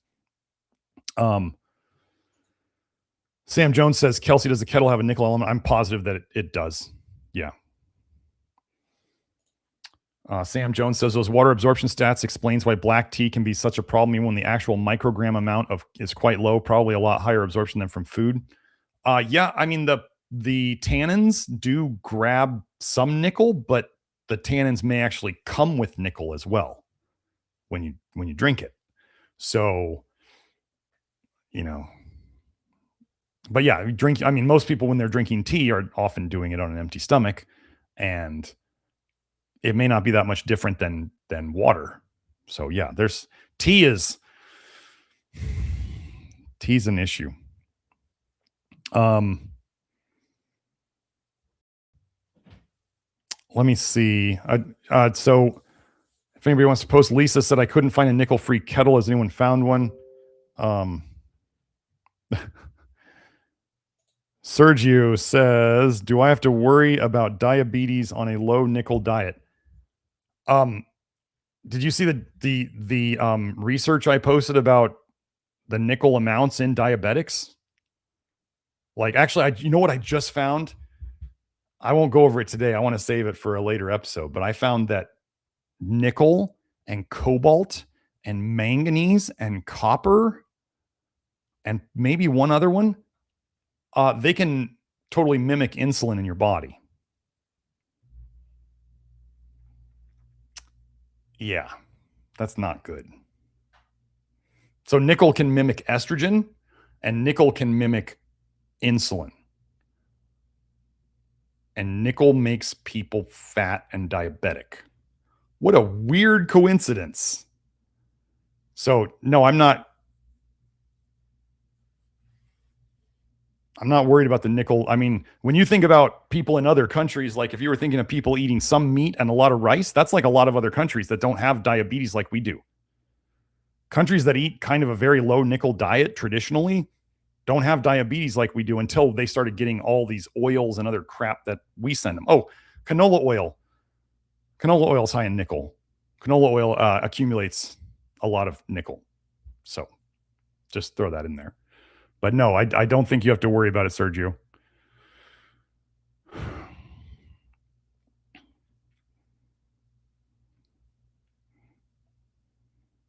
Joe said he's been sprinkling some zinc oxide powder around his sweet potatoes. More zinc in the soil helps reduce nickel absorption. Joe, that's true. I think I saw one paper on too much zinc with the plants causing some issues. So just be aware of that. Archon says, does Miracle Grow and fertilizers sold at big box hardware stores contain nickel? I have no idea. I mean, if it's a phosphate fertilizer, if it's an NPK fertilizer, then yes, that the P is the phosphate and it's going to have nickel. Yeah, every phosphate fertilizer is going to have nickel contamination.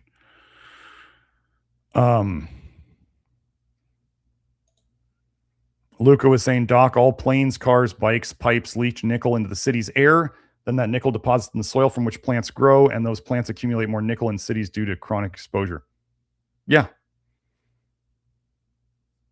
Growing a garden in the middle of a city may not be the best idea. It's like when I tell people, don't exercise on a busy road. Don't go and breathe in all that car exhaust when you're breathing in like 20 times more air. Don't do that. That's just, you're setting yourself up for getting sick or a nickel cough. So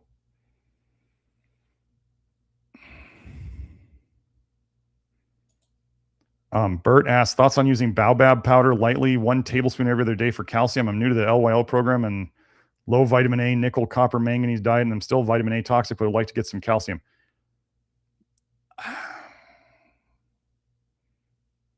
It's not going to be, I mean, you can still be, as we've talked about on this diet, you can still be very low vitamin A. You can still be, you know, a deficient diet with some dairy in it. That's not very hard. People, the nickel is what's going to drive I'm really excited. I was talking to somebody the other day about what we're going to see on vitamin A numbers as we start to get the nickel down. Because remember, I told you retinol is one of the things that accumulates because of the ADH being inhibited by nickel. And so the serum retinol is the only one we can measure. So we may see serum retinol start to go down as the ADH starts working. We've already got the zinc we need to run the ADH, and then we take out the nickel, which again, zinc is an antagonist to nickel, and it works better. But baobab is a lot of vitamin C, a lot of polyphenols. I don't know that would be a great choice for what we're doing. I'd just do some mineral water instead. Oh, Guadalupe St. Joseph says, wondering if there's a danger to doing the nickel detox low and slow, cutting out things one at a time. No, there's absolutely no danger. You should go watch the episode, I don't know, 5 or 6 back, where I talk about specifically taking out one thing at a time. Now, where I even had people prep for a month with like the PectaClear or the Pectasol before they start dropping nickel things out. Almost nobody's listening to me. Everybody's just like, no, let's just do it. And then they're like, holy crap, doc, this nickel detox is hell. And I'm like, I told you. And they go, yeah, I know you did. And I go, yeah, I did. You just jumped in anyway. And they go, yeah, I did. So doing it slow, but a lot of people now, if you know, they trust me and they go, well, nickel's really bad, I want it out right now. And they just jump in. And I say, if you do that, it's going to be rough. I mean, the physical stuff is rough. The mental, emotional stuff, the moods are really rough. So, but yeah, you could take things out slow. The thing to know is it seems that once you take out, there could be a little detox cycle after each step that you do. So I tell people, like, if you take out one thing, if you fix your water supply, let's say your water was a problem, and you figure out what to do with that. Okay, so you do that, and then let's say you start dumping nickel. You start having some nickel dumping and nickel detox. Well, you could wait until that has passed before you take out the next thing. And you might have another detox from that. And then, you know, the next thing. So you could do it piecewise. Absolutely. That will probably be nicer. Or the detox may not actually start until you take out enough things to cross some threshold. And then it all tends to get going. So,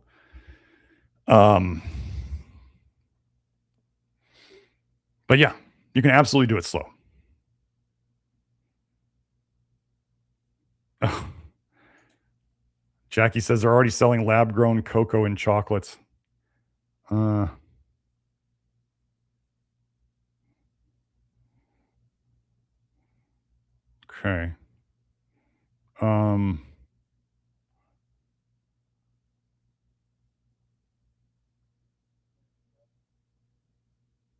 Well, I mean, if any of you guys want to help, I'm going to read Archon's post. So if you guys want to help him out, maybe he can tell you how to get a hold of him. He says, I'm going public there, no longer being anonymous, so it's a big deal for me. The CIA has no jurisdiction there. I forget what you were talking about. And I'll be setting up a table to fundraise for my nonprofit. I'd like to pursue legal cases, and that costs serious money to kickstart. I'm taking down the continuation of MK Ultra and mental hospitals as a mental health advocate. Good luck. I mean that. Well, Guadalupe St. Joseph says, every time I take any PectaClear, I get super duper backed up, and apple pectin doesn't help. Then you don't take it. That's as simple as that. Kelsey was theorizing that the Pectasol with food may have caused her some constipation type issues. I don't know. Different people are different. I've always talked about this. Different fibers in different people and different amounts of fibers do different things. So if the alginate in PectaClear, I mean, if you have PectaClear and you don't know whether it's the Pectasol doing this or if it's the alginate in the PectaClear, then it's hard to troubleshoot it. So I would try Pectasol by itself, see how that goes. And then if it's the PectaClear, then just don't. If you can't use it because you don't get along with it, then you just can't use it. You give it to somebody else who's, doing the low nickel diet. But if it's the alginate, then you may just not get along with it, or it may just not get along with your guts. It may do stuff too fast. So,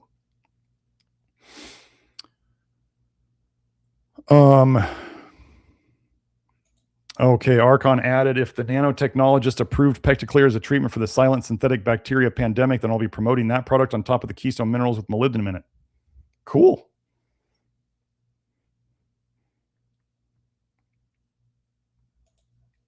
I'd also be recommending it to the USDA if they pursue investigation from the email I sent them. My guess is the USDA would be trying to get people to investigate you first before they were investigating other stuff. But that's just my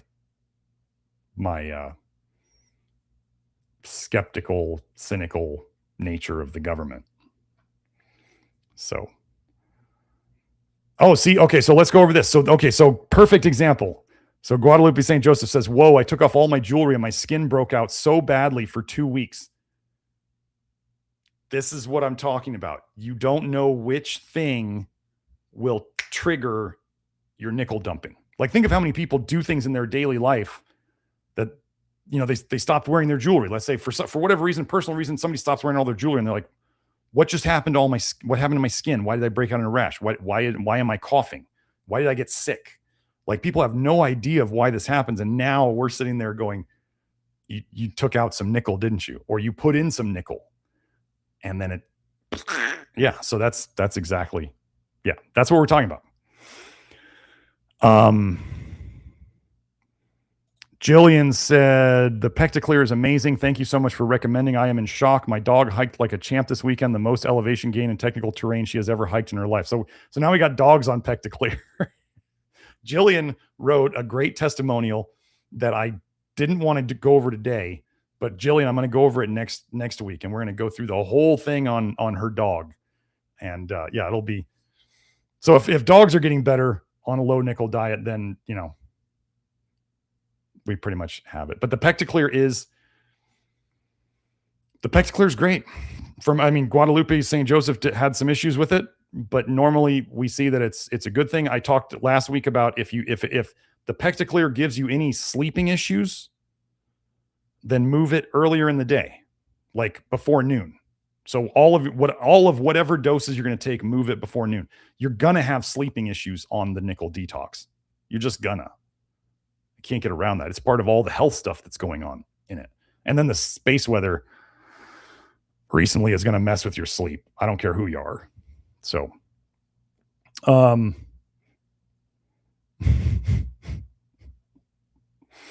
Joe said, I used to put sewing needles through the top layers of my skin because I thought it was cool to have the needle stuck on my finger. I'll tell a quick story here about, like, this is the kind of guy I was in naturopathic medical school. You guys ever seen x-rays of the hand bones, right? Where it's like, they have like the rays right here, the carpals, right? The long bones right here where it looks like, why are my fingers so long? Because these bones here. So I was in acupuncture class and we're learning how to stick acupuncture needles. And I was always messing around in class. Like, when they gave us some lidocaine, I'd heard about scar therapy or neural therapy where you inject scars with like Procaine. And I thought, so I got lidocaine. So I'm in class and I kind of withdraw some of the lidocaine and I inject it into my elbow scars from baseball, and they all flattened out, and they're all like normal skin color, and you can't even feel them anymore. And so that's like what I was doing at one time, messing around in class, and then another time in acupuncture class, I decided, I was like, well, wait, I know that there's like space, like all the way down here. So I took the acupuncture needle and I put it in there, and I stuck it all. I kept pushing it in until I hit the bone down here. I kind of bonked on it, and I was like, ooh. And people, my classmates, some of them are looking over at me being like, what the heck are you doing? I'm just like, I was just seeing how far in I could put it. That's the kind of stuff I did in med school. So no tattoos though. Okay, Laura says, so the amount of nickel released by stainless steel may depend on how much sulfur is in the alloy. Can you add this topic into the nickel discussion? I can. I don't know that it's going to change anything. I mean, if we use nickel-free stainless steel, then it becomes kind of a moot point, doesn't it? I mean, yeah. Some of these things, some of these topics are interesting. It's just I don't know that they necessarily move us forward when it's just easier to not cook with nickel.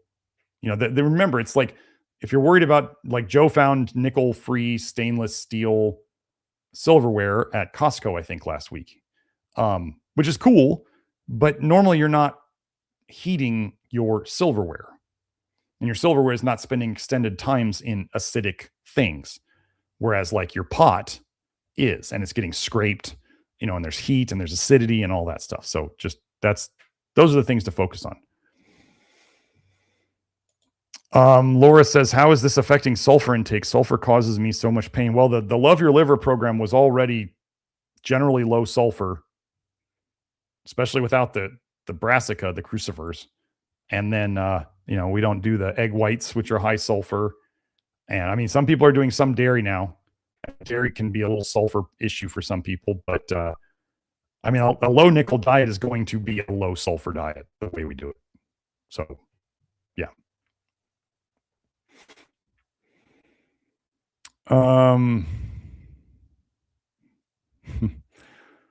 Lino says, what a toxic soup we live in, how wonderfully and fearfully we are created. Yes. Sometimes I have to remind myself that I don't know why all this is happening. And I can't understand the reasons. So I believe I was put here to help people through this. So that's what I'm trying to do. So I wouldn't have much to do if everything was all peachy keen,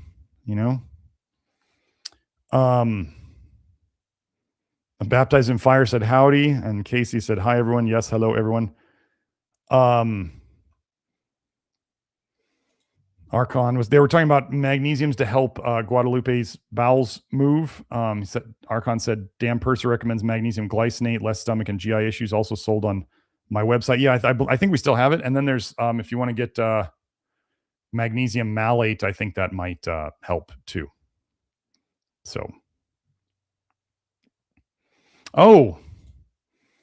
Quietly Content Bear says there's a podcast about people getting poisoned by their medical implants / hardware called Heavily Metalled. They claim that all metal in the body degrades over time. I believe that. Why would we not assume that? Yeah, it's just some of them degrade faster or slower than others, and some of them are more allergenic than others. But yeah, they're all going to be, you don't want any of them. And if you got them in there, all you can try to do is manage it. And that's like where I'd be saying Pexol, PectaClear, Zeolite, like the charcoal, figure out your daily dose, and you're going to take it for good. Like you're going to keep taking it because that metal's not going anywhere. Sometimes I wonder, actually, I've been thinking about this. My mom got her mercury fillings replaced, but I don't remember what she got them replaced with. And I think she still has some other metal in her mouth.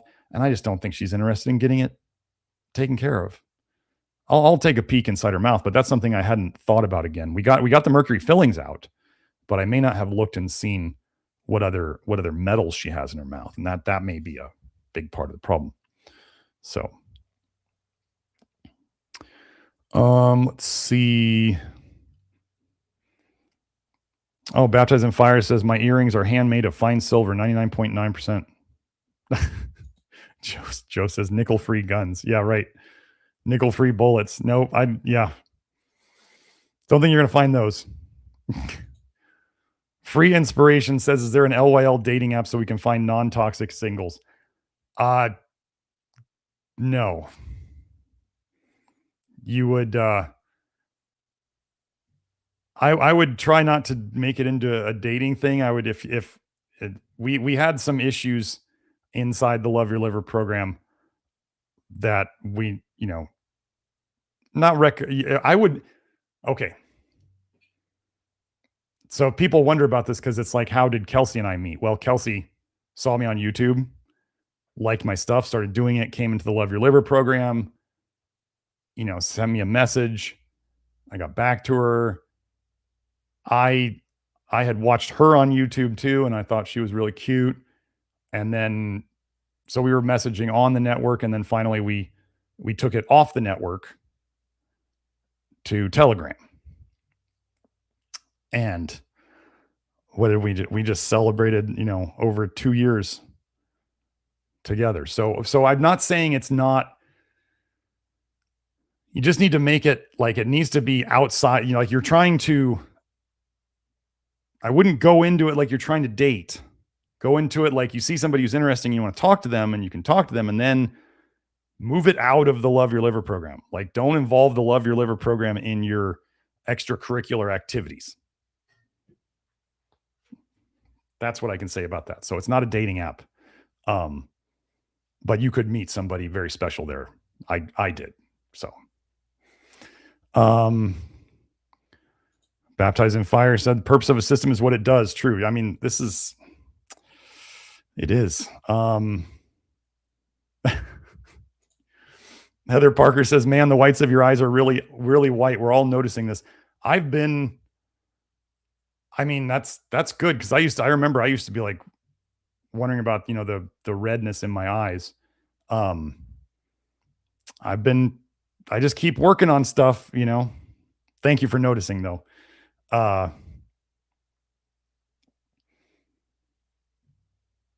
Wait. Sergio, what do you say? Very expensive, also crazy expensive. What are you referring to? You say it's stirring it like crazy, Doc. Oh my gosh. I take it for like 1.6 years already. What are you referring to, Sergio? Joe, if you can look for that comment. Oh, he's talking about apolilactoferrin. Okay to take. So if apolilactoferrin is stirring up nickel, I would not do it right now. No. For those of you who are already taking lactoferrin, when you go through the low nickel diet, the detox, you may need to like cut your dose in half so you don't stir up stuff more than it has to be. Okay.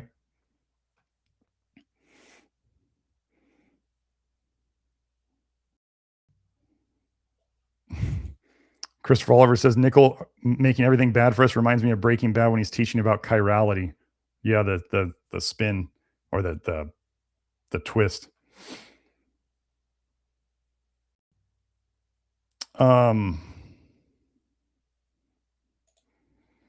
Beth says, I've been using my air fryer in the baking setting for a bunch of stuff, so it doesn't actually fry the food, but I wouldn't use it for a roast again. Well, it depends on air fryers. Like if it's the non-stick type of air fryer, like where it's just totally coated in non-stick, I wouldn't ever personally use those. We have a toaster oven that has an air fryer setting that seems to work, but I've kind of calmed down. I've gone like air fryer seemed to be the harshest one, so I moved down to like convection bake, which is still got air flowing and the heat, but it's not as intense as the air fryer for whatever reason. I can just see that. I can see it in the food. So, David was saying nickel's used as a catalyst in many processes. This is true.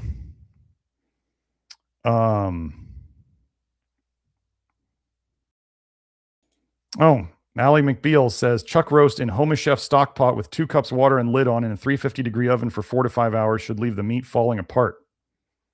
Cool. Oh, yeah.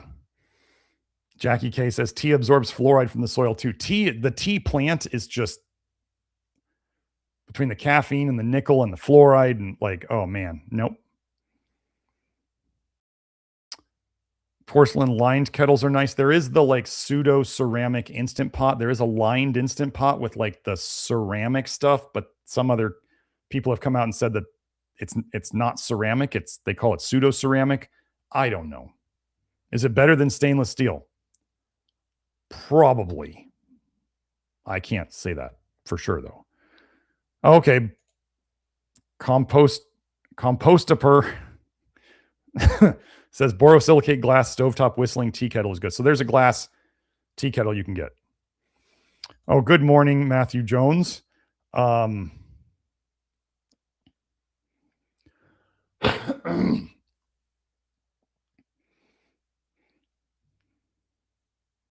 Okay.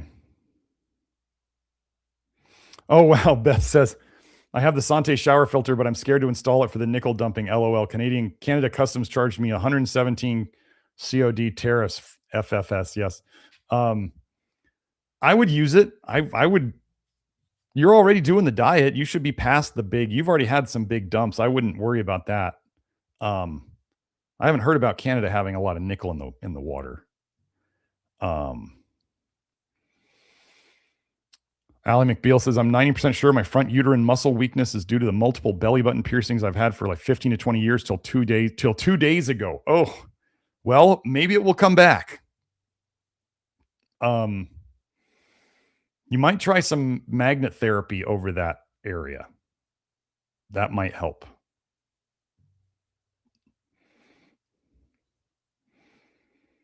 Okay. Matthew Jones says chocolate is one hell of a drug to get off of. I got off sugar cold turkey, but chocolate is damn hard. Chocolate is from what other people have experienced. Yes, chocolate is very hard. And some of the people who I could not seem to help were people who were addicted to chocolate. One woman now, I know she's absolutely nickel toxic. She used to say her whole body would start burning when she'd get around EMF. And we worked on the copper thing because that's what we thought it was. And she'd do really well. But then she'd be like, well, I've been having chocolate every day. And it's like, and and she blamed it on mercury from her childhood. And I'm going, this was all nickel. This was absolutely nickel. And I didn't know it at the time. So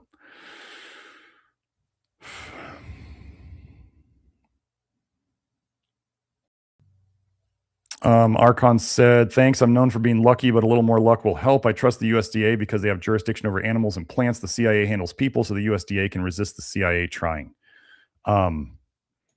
Elizabeth says, which white rice is best? Least arsenic. That's very easy. That's Lotus Foods.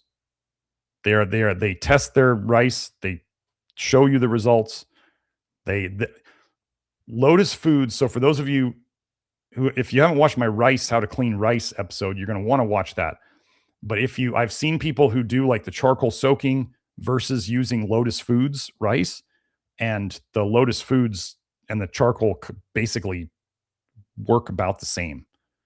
So if you want to spend more money and just have it easy, you can just make it. That's Lotus Foods. If you want to prepare it, you can do other white rices. That's fine.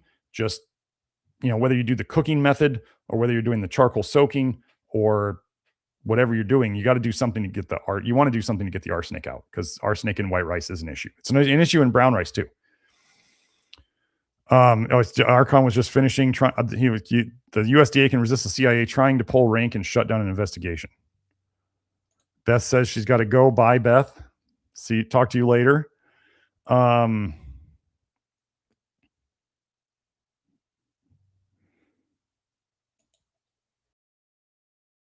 Composter says, thanks for all you do.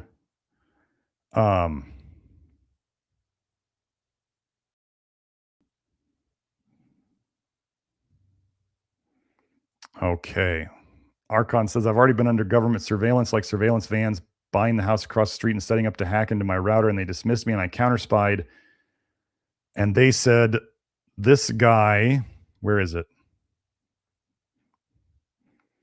Is all American. Why isn't he working for us? I guess that's a good compliment. Sergio says, Doc, I'm very sulfur sensitive. Even meat has too much sulfur for me, but I eat it anyways.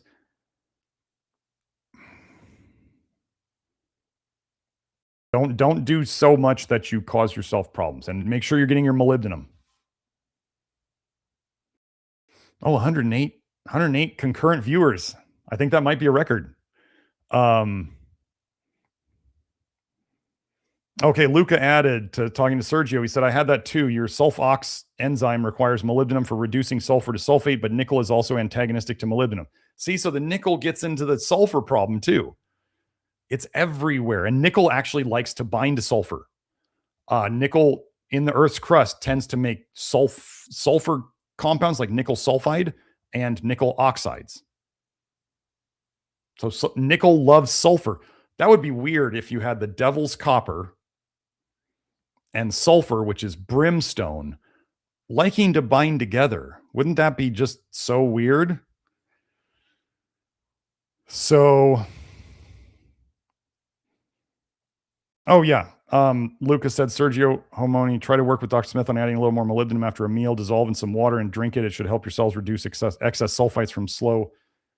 I believe that's sulfox, but sulfite oxidase. There is Edon, EIDON, makes a liquid molybdenum that's very low dose that you could try, Sergio. But yeah, molybdenum is really, really important for this. Oh, Joe linked the white rice show, how to wash it. Oh, Jackie's trying.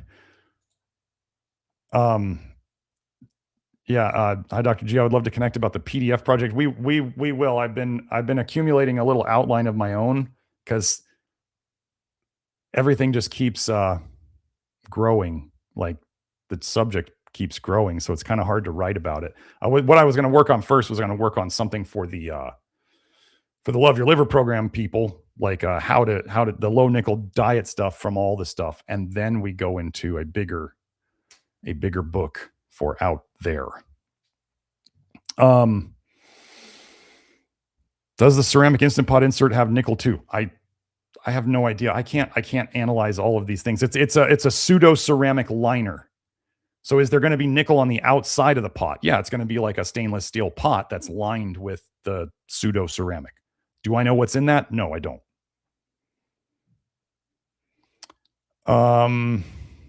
Baptized in Fire says auspicious number 108.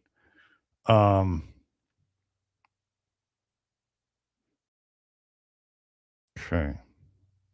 Oh,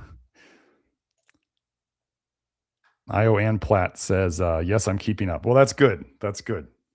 Thank you for doing that. Thank you. I appreciate that. So yeah, I think that's pretty much all the chats I'm going to go through. I gotta wrap this up because I have to go do the inner circle. If you didn't know what the inner circle is, the inner circle is another live stream I do right after this, which is inside the Love Your Liver network. It is a separate payment, but you can come and ask more questions that would not be okay necessarily on YouTube. I can be a bit more honest in my answers there, and I can give more stuff there because it doesn't go on to public YouTube. So, well, it doesn't go on YouTube at all. Do you know that YouTube? I had an unlisted video. It might have even been private here on this channel, and I got a ding for it. They took it down and they said this is not okay, and I'm like, it wasn't even on the internet. Like I took it down a long time ago. So, but they don't care. It's dangerous. You have thought crime. You committed thought crimes. So anyway, hope you all liked the show. That was all the stuff we went over. Let me go through a couple of links here. So those of you who are the juicy part's done, if you want to stick around for the links, you can. So if you want to find us on the web, youtube.com is our main live stream place. It's youtube.com/nutrition detective, just so you guys know where I announce the live stream. So if you want to know what the topic of the live stream is or when it is, it's usually Tuesdays at 10 a.m. Arizona time, which is MST. But I announce it 3 places mainly. I announce it on the Love Your Liver network. I announce it on my YouTube wall, and I announce it on Twitter. So if you follow me in those areas, I can't tell you how well Twitter is going to show you my posts, other stuff like that, but those are the places I announce it. And then I think we're going to be getting into putting reminders into our email newsletter blasts that are going to be coming out much more regularly. I've gotten some help on that angle. So that will be coming out. So then if you wanted to find me on Twitter, x.com or twitter.com/NutriDetect. I hope you guys like the new placeholder image that I used for the video today. I just had that made, the green one. So I hope you like it. It's better than the black one. I know that for sure. And it's our new logo. I still got to get up all our new logos everywhere. So if you wanted to see all the videos that we've done, all the live streams without editing, without the missing 198 episode, which you can't find on YouTube, you can find that on our Rumble channel. And there's the address down there, rumble.com/user/nutrition detective. Then we have our main website, nutritiondetective.com. Nutritiondetective.com. This is where you can find our shop. If you're not a Love Your Liver member, the regular shop has our products. If you become a Love Your Liver member, you get discounts on all of our products, and it's a password protected store, and you can go in there and you can get your stuff there. That's where, yes, we will have. I can't say it here. I can't talk about Pectasol and PectaClear prices, so I'm not going to. But things will be good. So we have that. If you want to work with Kelsey on testing and consultation packages, that you can find in there. If you want to find the Love Your Liver program, that's under memberships. And you can also, as we'll go over, there's a direct link to the Love Your Liver program. The Love Your Liver program, that's the basis of what we do here. So let me find that. Where was that? Joe, where is it? Where'd it go? Come on. There it is. Yeah. So the Love Your Liver program. This is the do-it-yourself program. This is basically a private social network with the Love Your Liver program in there. I need to get in there, and I'm talking about updating. Like you guys can see, the nickel toxicity thing continues to grow.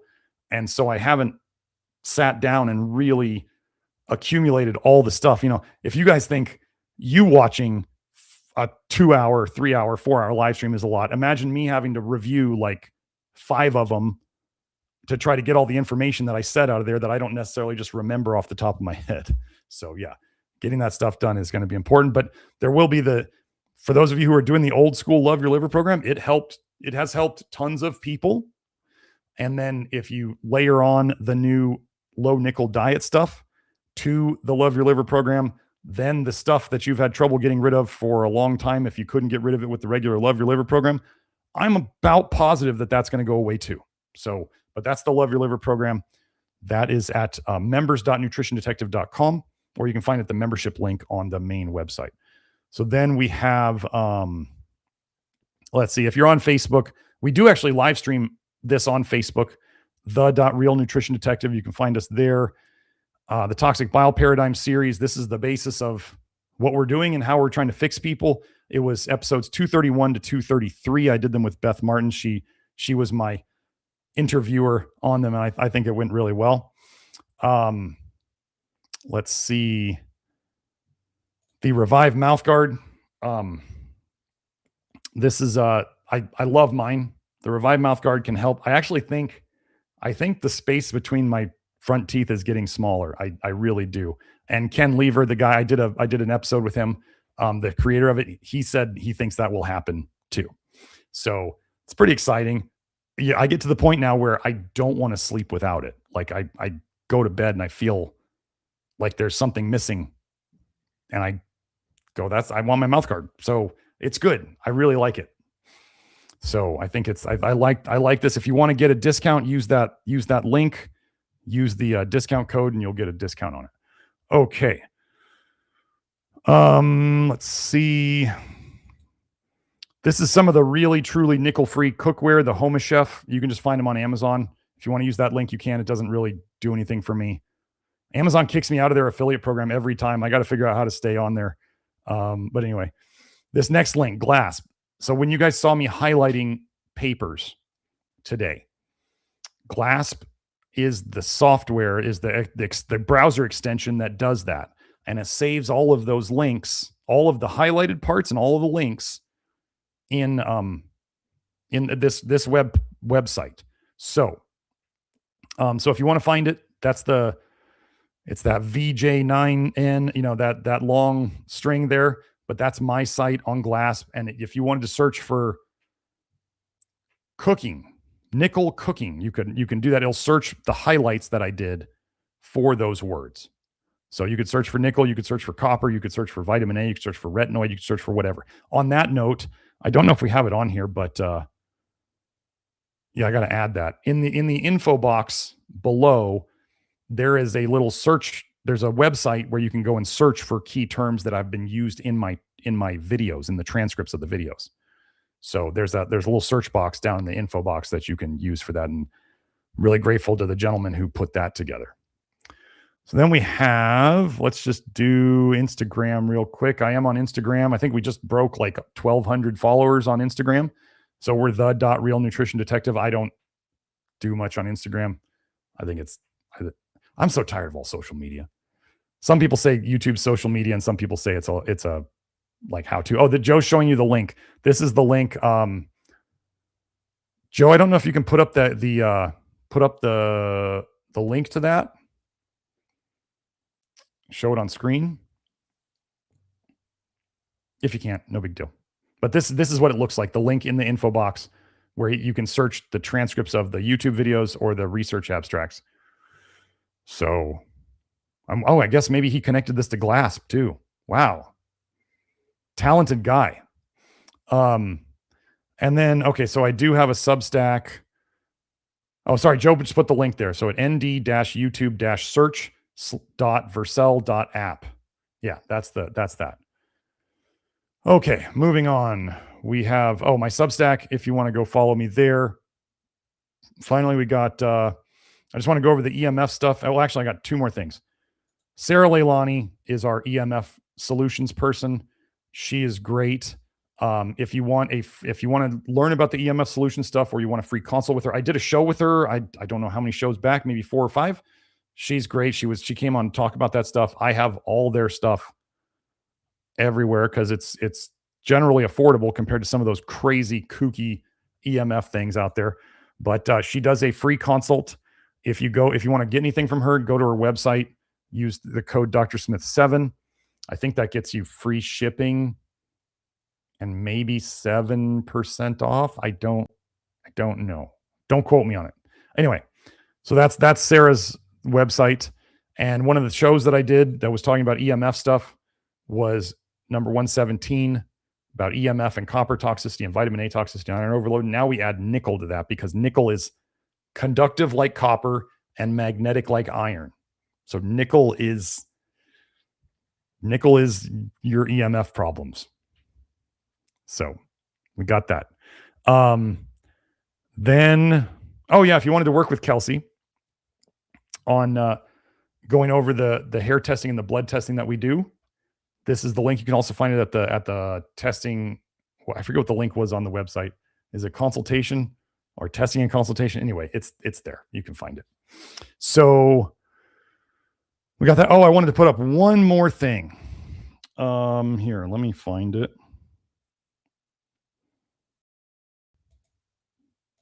Here, Joe, I'm going to send this to you on Telegram. If you could just post this link. So I want to just give a shout out real quick to Beth again. Beth and I have no financial arrangement. Nothing. She does her weekly group session called Deprogramming Your Health inside of the Love Your Liver program. I think is it Wednesdays? I think it's Wednesdays. It doesn't matter. Anyway, she does that. I have utilized Beth's services privately twice now. This last time I had like huge breakthrough stuff that it just made everything. So you could say it's a huge breakthrough when really what I'm saying is it made everything easier for me. mentally, emotionally. And even when stuff kicks up from space weather, nickel detox or whatever, it turned into more of like, okay, I want to help you guys with this. Like when you get anxiety, right? Like let's say something causes me anxiety. Something causes me anxiety, like something happens with work or something happens with the family, and I get this feeling. And then my brain kind of ruminates on that topic. Whatever topic is going on, my brain's going to keep running it, right? Well, what happened after that session with Beth that I did was all of a sudden when the space weather pops up or I get that feeling, I'm not the ruminating, the repeating the same thought over and over stopped. And now it's kind of weird because I just have this, it's just the feeling. It's not the feeling plus the noise. It's just the feeling. Then I can really just go, oh, this is not like, I'm not really worried about anything. This is like from outside of me, and everything's, I still have the feeling. It doesn't make the feeling go away, but I just kind of go, okay, well, this is from outside of me. It's going to go away. And it does. And I just don't have to let it affect me. I don't have to let it affect how I interact with other people so much. It's just there. So I really want to tell you guys, she's got courses where you can do it. You can do private sessions. I really highly recommend it. And like I said, I have no financial relationship to Beth. We're just really big fans of each other's work. So Joe, did you get that link? Did you put the link up?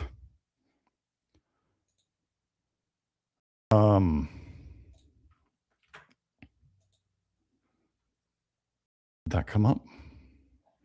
Hold on. We're trying to figure out these links. Anyway, I'll get to it. There it is. Thanks, Joe. So we got that. I was telling Beth I was gonna put it in the show links, and I meant to do it, so I was gonna do it. So even if we had to do a little extra for that, that's fine. But anyway, that's all I have. So we are on. Joe, do you have? Here we are. Oh, you can take that one off, Joe. So this is the question: is it a nickel toxicity cover up? And we looked at water and food and industry and how they're not doing anything to protect us. They are going the opposite way. They are trying to put us in more danger. This is episode number 255. And just a reminder, the purpose of a system is what it does. So whatever they are doing to us, that is their purpose. And they have said this before. So hope you all have a great week. I know it's kind of a bummer, but hey, it's the world we live in. So have a great week. I will see you next time. Bye now.